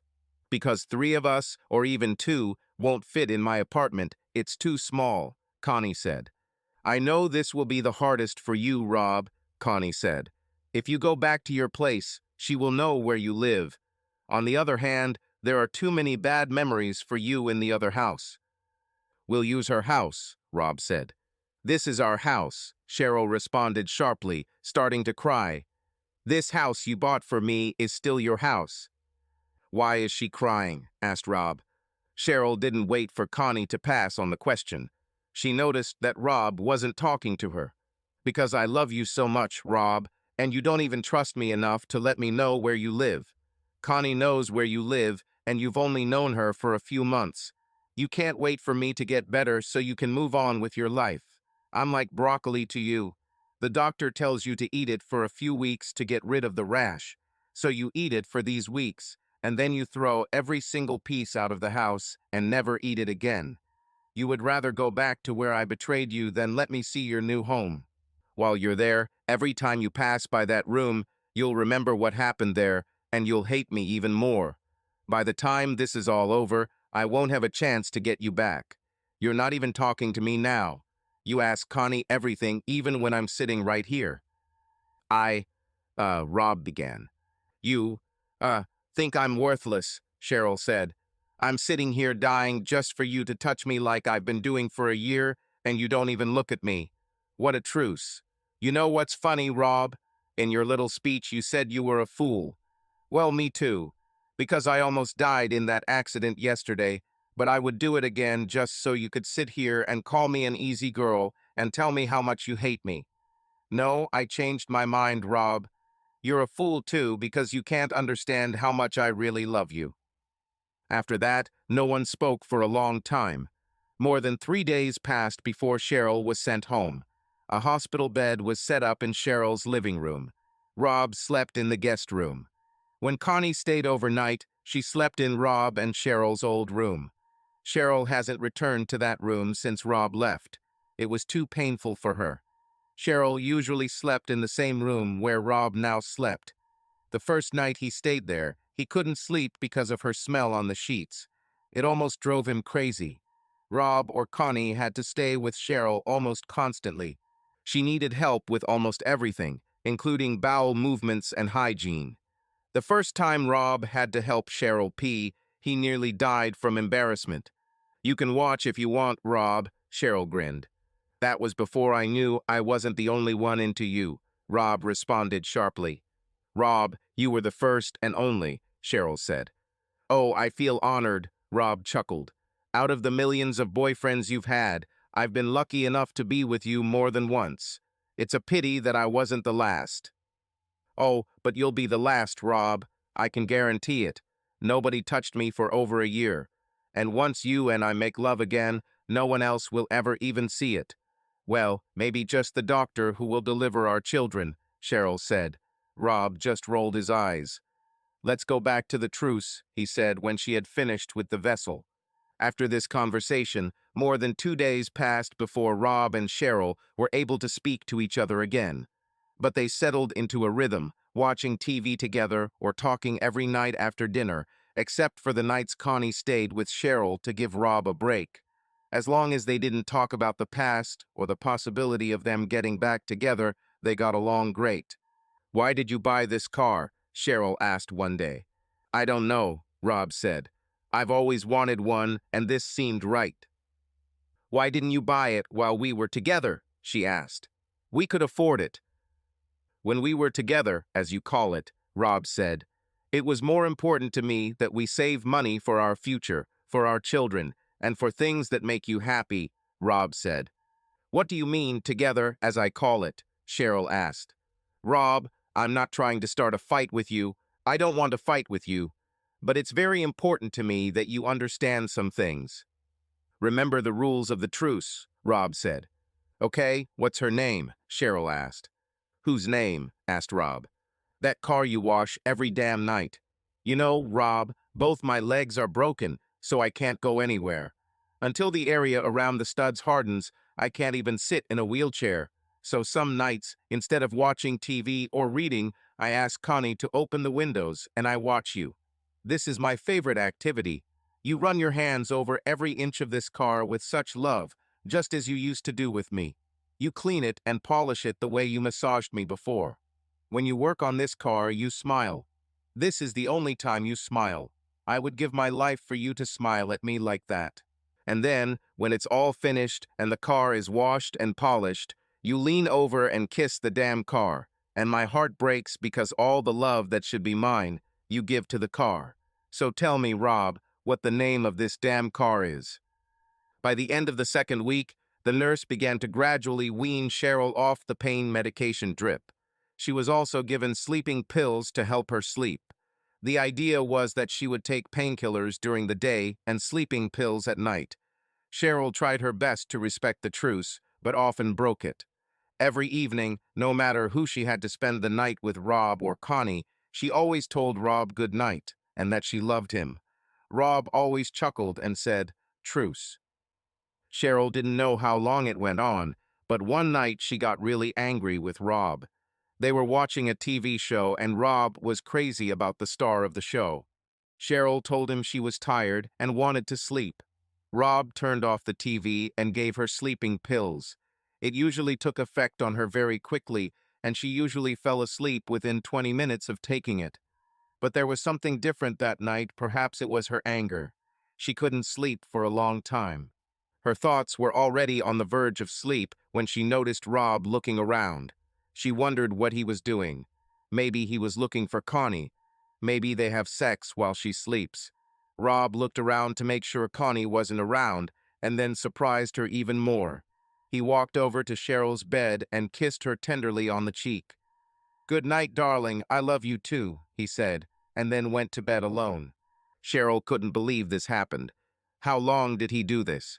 The next morning, Connie asked Cheryl why she was so angry. "He was crazy about some TV star right in front of me," Cheryl snapped. She decided not to tell Connie about the rest of her evening. "You're stupid," Connie said. "You should have watched this show with him. He only likes this woman because she looks like you." Cheryl suddenly realized that Connie was right. She also realized that she had very little time left before the cast was removed and she would lose Rob. They had already spent almost 4 of their 6 to 8 weeks arguing. With her jealousy of everything he touched, she only pushed Rob further away from her. When Rob returned home from work to relieve Connie, he found Cheryl looking through one of their old photo albums. As he approached her to pour her a drink, he watched in amazement as she leafed through old photographs. Cheryl thought it might help close the distance between them by reminding him of how they were together in the beginning, when it was just the two of them. "Do you remember this?" she asked quietly. She showed Rob a photo taken before the ship left port, taking them on their honeymoon. "God, how happy we were then," she said, "and they loved each other so much." Rob chuckled sarcastically. "One of us for sure," he spat. Cheryl thought, at least he didn't leave and get angry. "I'm making progress." "Do you remember what happened that night?" she said dreamily. That night was special for Cheryl and Rob. For Cheryl, she still remained that way. She didn't realize that things looked different for Rob. Now he doubted that she had ever cared about him. "That was the night you made me a woman," she said dreamily. "Your woman." Cheryl thought about the times they remembered that night during their marriage, and Rob would just throw her on the floor and make love to her. Rob chuckled again, his face filled with anger. Cheryl couldn't understand what made him so angry. "Somehow with you, it always comes down to sex, doesn't it?" he said sharply. "You were a woman long before we met, and very special. I thought you were my woman when you said you loved me, so sex has nothing to do with it. That night, I just started warming you up for the legion of men you'll eventually fuck when you get tired of me." "Rob, how many girlfriends did you have before we met?" asked Cheryl. "To be honest, I know at least 5 or 6, so you're way ahead of me when it comes to cheating." "The difference is that when I met you, I stopped," Rob said. "I knew what it was and I loved it, but I stopped for you. Since we met, there has been no one but you. I kept the vow we made, that's the difference. I've waited my whole life to meet you, Rob. You were my first. I love you more than you will ever understand. I loved making love to you. It was magical and special, and no one or nothing will ever come close to it. But I didn't know how special it was because I didn't have anything to compare it to. I just felt like all these stupid women in my office were doing all these incredible things that I had never experienced. Rob, it's partly your fault because you spoiled me. You made me feel like the most special woman in the world, and I just wanted to know what they were talking about." The first guy was young and full of energy, but it was terrible because he didn't know what to do with it and turned out to be a real bastard. He made me feel cheap and stupid. They told me to try with an older, more experienced man who would be gentle and caring. After that, you stopped making love to me. You told Connie that I let him take me. You were absolutely right. I just lay there and let him do it to get it over with and agreed with what he was saying. He said something about how I wanted him to make me a baby. Rob, I swear on my life that at that moment I was thinking about what I would make you for dinner. That's why I said something like, 'Come on,' or 'Yes, I want it.' I already decided then never to do this again. I never had the opportunity to experiment as a teenager like everyone else did, Rob. I didn't go into the back seat of the car like other teenagers did. So I went crazy for a couple of weeks, and you can't forgive me. 14 years of happiness must outweigh 2 weeks of stupidity, Rob." "Cheryl, if you had stopped after the first guy, I would have been angry, but we could have worked through it," Rob said. "You could have explained to me what you just told me, and we could have found a way out. But after that, it was already too late. You put your friends from work above us and your need for other men too. So now you can experiment and compare as much as you want. You no longer have anyone to betray. I don't care how many guys you try in the car, as long as it's not my car, he shrugged. But I don't understand why you didn't just come to me and say, Rob, everything has been great, but there are things I want to try that I can't do by staying with you. It would be fair and correct. I would give you a divorce, and as soon as I left or you moved, you could start sleeping with anyone. Why play me like a fool? All it did was make me hate you. Because you're an idiot, Rob, Cheryl replied sharply. You weren't a fool, and I wanted to stay with you. I loved you then as much as I love you now. I will love you even more in a year. I just made a mistake. Can't you understand it, Rob? I'm not perfect. I made the wrong decision. I was stupid. You and I were made for each other, but I ruined everything. I regret it every day. The day you left me, I wanted to die. The only day I can say was the worst was the day I received the divorce papers, or the day the judge approved the divorce. I have nightmares about it every day. The next day, Rob took Cheryl to the hospital to have the cast removed from her arm. He drove her back home and helped her get into bed. When he returned home from work, an unfamiliar man was in the dining room. Connie and Cheryl were there too. Cheryl looked at Rob and smiled. They haven't spoken since the day they fought over the lie detector test. Sit down, Rob, Cheryl said. At first, Rob thought the man was a doctor, but then he realized that something else was going on. The man asked Cheryl question after question, and she answered them. The man then turned to Rob and handed him the printout. Here are your wife's test results, the man said. Ex-wife, Rob corrected him. Not according to the test results, the man said. I asked her if she was your wife. She replied, according to the law, we are divorced, but I was against it, and in my heart, I still consider myself his wife. She didn't lie. I asked her if she had cheated on you. She confessed to 3 incidents. I asked if there was anyone else there. She said, no, and that's true. I asked her if she had fun these 3 times. She said, no, and that's also true. I asked her if she wanted the last guy to get pregnant with her. She said, hell no, and that's true. I asked her if she wanted to get pregnant. She said, yes, very much, but she wanted it to be you. I asked her if she loved anyone else besides you. She said, no, and this is true. I asked her if she loved you. She said, yes, and that's been the case from the moment she met you, and it's true. What did I tell you? Cheryl said. The man handed Rob a cuff similar to the one used to measure blood pressure. Rob backed down. Now it's your turn, sir, the man said. I have a list of questions for you too. Rob looked at the questions. There were only 5 questions on the list. I don't have to do this, he said, and headed for the door. Question number 1, Cheryl shouted. Did you like what Cheryl was doing? You will answer yes, and it will be true. Question number 2, do you hate Cheryl? You'll say yes again, but it's going to be a lie, Rob. Question number 3, do you want things to return to normal? You want it as much as I do, she shouted. Rob slammed the door shut. Question number 4, do you want me back? You'll say no, and you'll lie again. And question number 5, Rob, do you still love me? You will say no and lie again, Cheryl shouted. You're talking nonsense, Cheryl, Rob shouted as he returned to the room.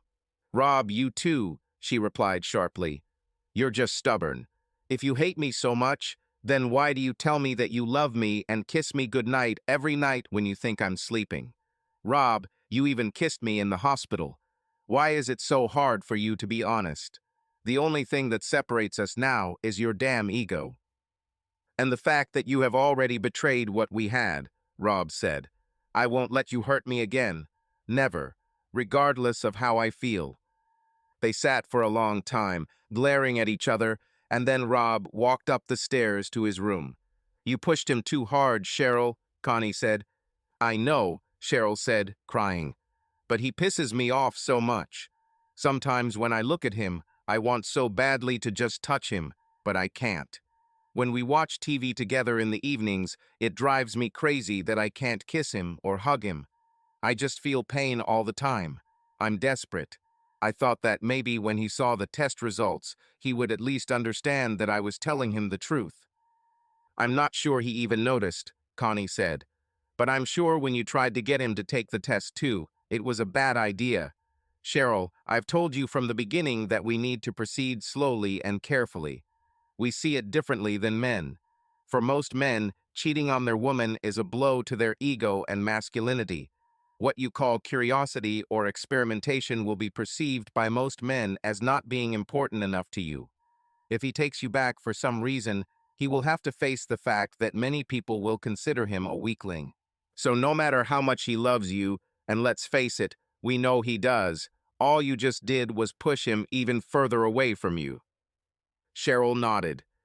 I know, Connie, but I'm desperate. In 2 weeks, the plaster cast will be removed from my legs. My legs will be weak, but I will be able to move. There would be no reason for him to stay here. I have 14 days to get my husband back. Well, did you like it when he came over every night and kissed you goodnight? Connie asked. Of course I liked it, Cheryl replied. This is the best part of my day. Well, you just lost it. Now he'll never do it again after you told him that, Connie said. Just as Connie predicted, everything changed that night. Rob still took care of Cheryl like he promised, but this was different. First, since she could now use her arm, he no longer helped her in the bathroom. When he brought her dinner, even though she no longer had to feed him, he no longer sat with her and talked or watched TV. Cheryl missed most of all those tender goodnight kisses and quiet words of love that Rob whispered, thinking that she was sleeping.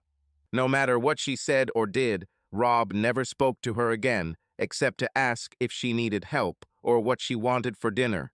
He simply refused to engage in any conversation with her. Exactly 2 weeks after their argument over the lie detector test, Cheryl had the cast removed from her legs. Her legs were still weak, and she had several weeks of physical therapy ahead of her. Doctors also told her she would likely be left with a slight limp in her step due to one leg being slightly longer than the other after surgery to repair a damaged ankle. None of this mattered. Cheryl found it difficult to breathe and could not stop crying. She knew Rob would probably leave as soon as he took her home, and there was nothing she could do about it. When they drove home from the hospital, he still didn't say a word to her. He carried her very gently from the car, even though the doctors told her to start walking short distances and getting up to do things on her own. He went upstairs, and when he came back, he had his suitcases. He has already packed his things. Cheryl's eyes filled with tears. He walked to the door and placed the suitcases on the floor. When she raised her head, he was standing over her. You were right, he began. I didn't want to take your stupid test because I still love you more than I can bear. I hate what you did to us, but I don't think I could ever love anyone the way I love you. Then why should you leave? She asked quietly. Because after what happened between us, I can never trust you again, Cheryl. You were everything in my life. You hurt me too much for us to fix this. We need to move on, he said. No, she said sharply. There is no longer a way forward for me. The only thing I understood in this whole story is that you are the only one for me. I don't care how long I have to wait. I'll be waiting. If we get back together when we're 80, I'll still be here and I'll still be yours. Maybe you can move on and find yourself some hot young chick or a more experienced older woman. I won't like this, Rob. This hurts me greatly, but I am sure that in the end you will return to me. It's just a matter of time. I think you'll go to bars, meet a few girls, and have sex with them, and then realize we wasted a lot of damn time. Rob leaned down and kissed her very gently, this time on the lips, and then he left. For over 3 months, neither Cheryl nor Connie heard from Rob. Cheryl and Connie remained friends, but there was a hint of sadness in their relationship. They never talked about Rob. Connie returned to bars and casual sex. She tried to interest Cheryl in dating, or at least going out, but to no avail. Remember what happened the last time you pulled me out? Cheryl said. And then one day it happened. They both received it on the same day, Rob's wedding invitation. Cheryl's heart was broken. She sincerely expected him to return to her. She thought he would probably have a few flings and sex and then come home to her. He even confessed to her that he loved her. She didn't expect him to fall in love with someone else. "Will you go?" Connie asked hesitantly. "Yes," Cheryl replied. "Why?" Connie asked. "Why put yourself through such pain?" "Because I love him so much," Cheryl said. "I want him to be happy more than anything in the world. I really want him to be with me again. But if that's not possible, I still want him to be happy, so I'll take any opportunity to see him." 2 weeks later, Connie and Cheryl got out of Connie's car at a church they had never been to. They were a little late, but they noticed that a lot of people were still standing outside, so they weren't in a hurry. Cheryl noticed that there were many Mustangs parked near the church. "Here they are," said a voice in the crowd. "Looks like he's winning again." Cheryl craned her neck to see what was happening. She saw a black Mustang, which was clearly speeding, and another car was slightly behind it. The two cars entered the final turn, and the driver of the black Mustang slammed on the brakes. The car spun 180 degrees, leaving tire tracks in the parking lot, and stopped at the curb a split second before the other car, the white Mustang. The cars were parked nose to nose, and the crowd outside the church was cheering and cheering. Rob stepped out of the black Mustang. As he closed the door, he saw a tall, slender, but curvy woman who seemed vaguely familiar to Cheryl get out of a white car, and she was angry. "Damn it, Rob, you cheated," the woman blurted out. "Nothing like that," he shouted back. "I'm just faster." "No," the woman said, offended. While she was speaking, she took off her flat shoes. Someone from the crowd handed her a pair of white high-heeled shoes. The woman was wearing a very strange dress. The bodice was white, made of brocade with small pearls and rhinestones sewn onto it. However, it all ended with very short boxer shorts. She was wearing white thigh-high stockings, and the heels she had just put on made her incredible legs look even longer. Connie winced, thinking that this woman's legs were even better than her own before the accident.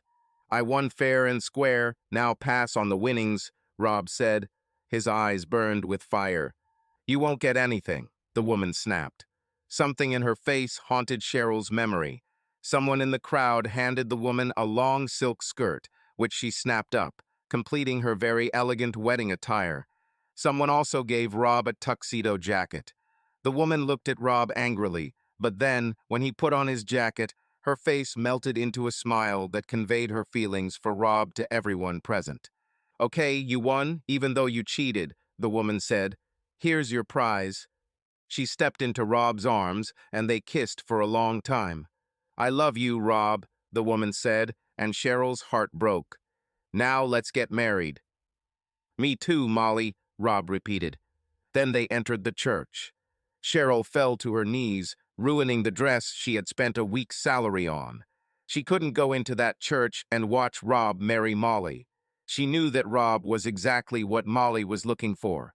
Molly was about 13 years younger than Cheryl and would make a great wife for Rob. They both wanted the same thing. Molly has had her fair share of modeling days, and she won't succumb to temptation or deception like Cheryl did. She wished Rob happiness in her mind, and then went home to cry alone. She made her choice when she decided to change, and even though this bed was lonely, she would have to lie in it for the rest of her life. Cheryl sank into an even deeper depression. She was very sad for about a month and hardly left the house. Over time, she got a little better. She joined several volunteer groups to occupy her time and took on more responsibilities at work. She even went on a few dates, but they were complete failures. In one case, she even looked at a man's face while they were ordering food at a restaurant and began shaking her head. "I need to leave," she told him. She realized that there was simply no point in her being there because she would only love one man. Nothing could take away the pain in her heart, but there were times when she could forget about it for a few minutes. One such moment was the time she spent helping at an orphanage. Cheryl always looked at children and wondered what her and Rob's children would look like. Almost 8 months after almost attending Rob's wedding, Cheryl sat at her desk. A tall woman with long light brown hair approached her desk. Cheryl looked up and saw Molly looking at her angrily. Before Cheryl could say anything, Molly swung her hand and hit her hard in the face. Cheryl's head snapped back and she fell out of her chair. Connie and several other women from the office ran over to see what was happening. "If you try something like that again, I'll hit you much harder next time," Molly said calmly. Cheryl was confused. "Why did you hit me, Molly?" Cheryl asked. "You should be happy, not angry. You won the race." "Yeah, but it's not that fun to drive someone else's car," Molly snapped. "He is yours and will always be yours. Let's go, we have a lot to do and not enough damn time." Cheryl started to get up, but Connie stepped between her and Molly. "She's not going anywhere with you," Connie said sharply. "Listen, fat girl," Molly said. "This doesn't concern you. She can come with me and regain her happiness, or she can stay here with you and be depressed and withdrawn for the rest of her life. In a way, I hope she doesn't go." Molly then headed towards the exit. Before she reached the door, Cheryl was already on her heels. Rob's black Mustang pulled up outside his house next to his wife's white Mustang. He got out of the car and inserted the key into the lock before noticing a note taped to the door. He read the note and smiled. "Rob, imagine that the world has experienced an apocalyptic event. Technology is no longer there to help us.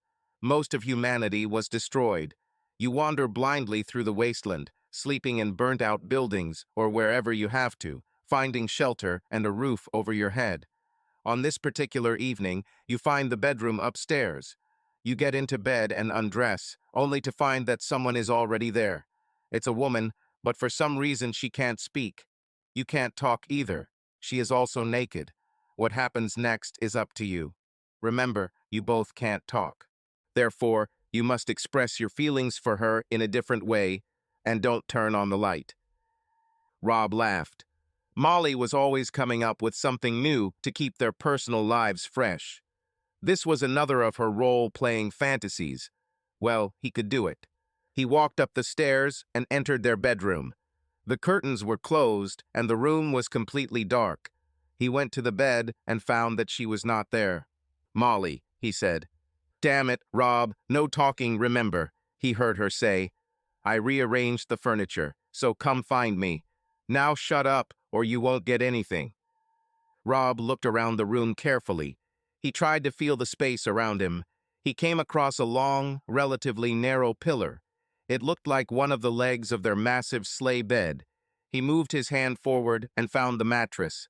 He took off his jacket and pants. While he was doing this, he heard someone exhale heavily. His shirt and boxers joined his pants on the floor, and he climbed onto the bed. But something was strange. Molly's breasts didn't seem the same as usual. Maybe it was because she was lying down and her chest was a little flattened. Although the sex was brief, it was incredibly intense, and Rob was exhausted. Molly leaned back, kissed him deeply, and then stood up from the bed. She went to the bathroom. Molly never liked to cuddle after sex until she was cleaned up a bit, so Rob wasn't surprised.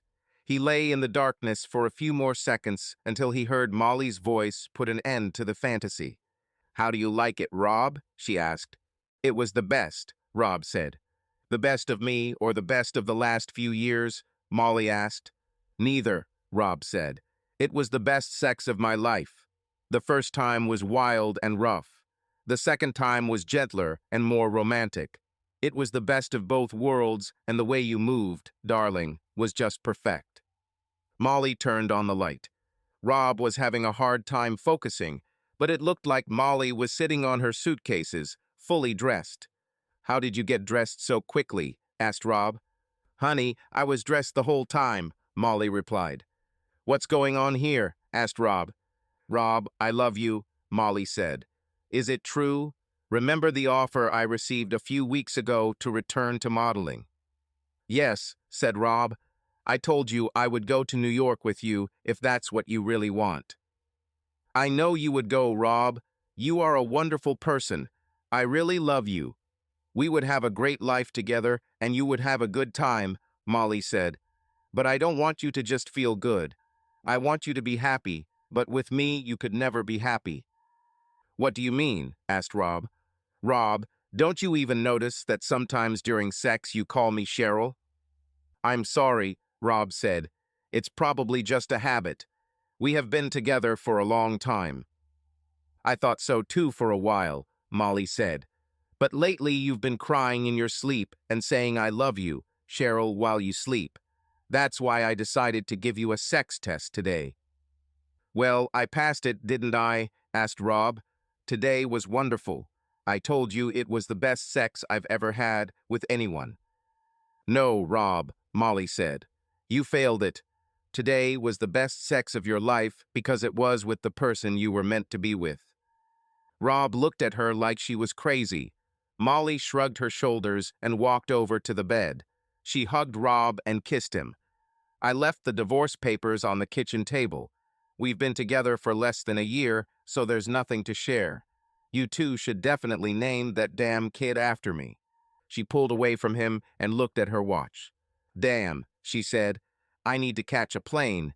And Rob, please don't ruin this. Don't make my sacrifice meaningless. Just follow your heart. It will be the right decision. As Molly left the room, she yelled at Rob, and don't you dare drive my damn Mustang. Send it to me. Then he heard the front door slam shut. The bathroom door opened and Cheryl came out. Please don't be mad, Rob, she said. I wasn't trying to trick you or anything. When she offered me this, I couldn't refuse. I missed you so much. Rob shook his head as Cheryl continued talking. I really wanted it to be romantic and beautiful, but I was too excited, she said. I wanted you so much. It's been so long. Rob, I'll let you decide what happens next. I'm so sorry. I just love you so much. Rob took Cheryl's hand and pulled her towards the door. Rob, please don't make me leave. She began. Rob put a finger to her lips to silence her and turned off the light, sending the room back into pitch darkness. She felt him pull her towards the bed and lift her onto it. Suddenly, he stopped. Sorry, he said. I should have asked first. Is this what you want? What do you mean by it, Rob? She asked. Well, just being fuck buddies, he said. You know, from time to time, we will call each other and meet. If that's what you want, Rob, she said, I'm just happy to be with you in any way I can. It's not exactly what I need, he said. Maybe it should just be a one-time meeting. What do you need, Rob? She asked, almost crying. I can be what you need, I promise. I don't know, he said. This may be hard for you. Give me a chance, Rob. I'll do anything, she said. Anything. Okay, then you'll have to marry me again, he said. First thing in the morning, Rob, she said. But today we have a lot of lost time that we need to make up for. I love you, Cheryl, he said. I want us to forget about the past and move forward. But if you ever give me reason to even think that you might cheat on me again, I will leave and we will never exist again. Rob, I swear it will never happen again. This time I know what I have and I won't risk it for anything. 3 weeks later, at their second wedding, Connie, Cheryl's maid of honor, met her future husband. Rob and Cheryl managed to save their relationship this time and, as they both wanted, grew old together. At the 50th wedding anniversary celebration, when a friend asked Rob about the secret that had kept them together and happy for so long, Rob replied, Molly, faith, patience, and love. Hey, said the friend, aren't these your children's names? Yes, Cheryl said. The first one we named after an old friend, Molly, without whom we would never have gotten back together after the stupid thing I did years ago. We named our next daughter Vera, Rob said, because without Cheryl's belief that we were meant for each other, we wouldn't exist. I really lost hope for us, no matter how much I loved her. We named our next daughter Patience because Cheryl had to be very patient with me. It took me a long time to fully trust her again, and there were many times when I just got really mad at her out of the blue, Rob continued. And we named our last daughter Love, Cheryl said, because in the end, it was our love for each other that was what really mattered and kept us going. Subscribe to our channel so that your love doesn't cheat on you, and go ahead and listen to the next story, because this story is nothing compared to the next one. If you're under 18, don't even think click to the next one.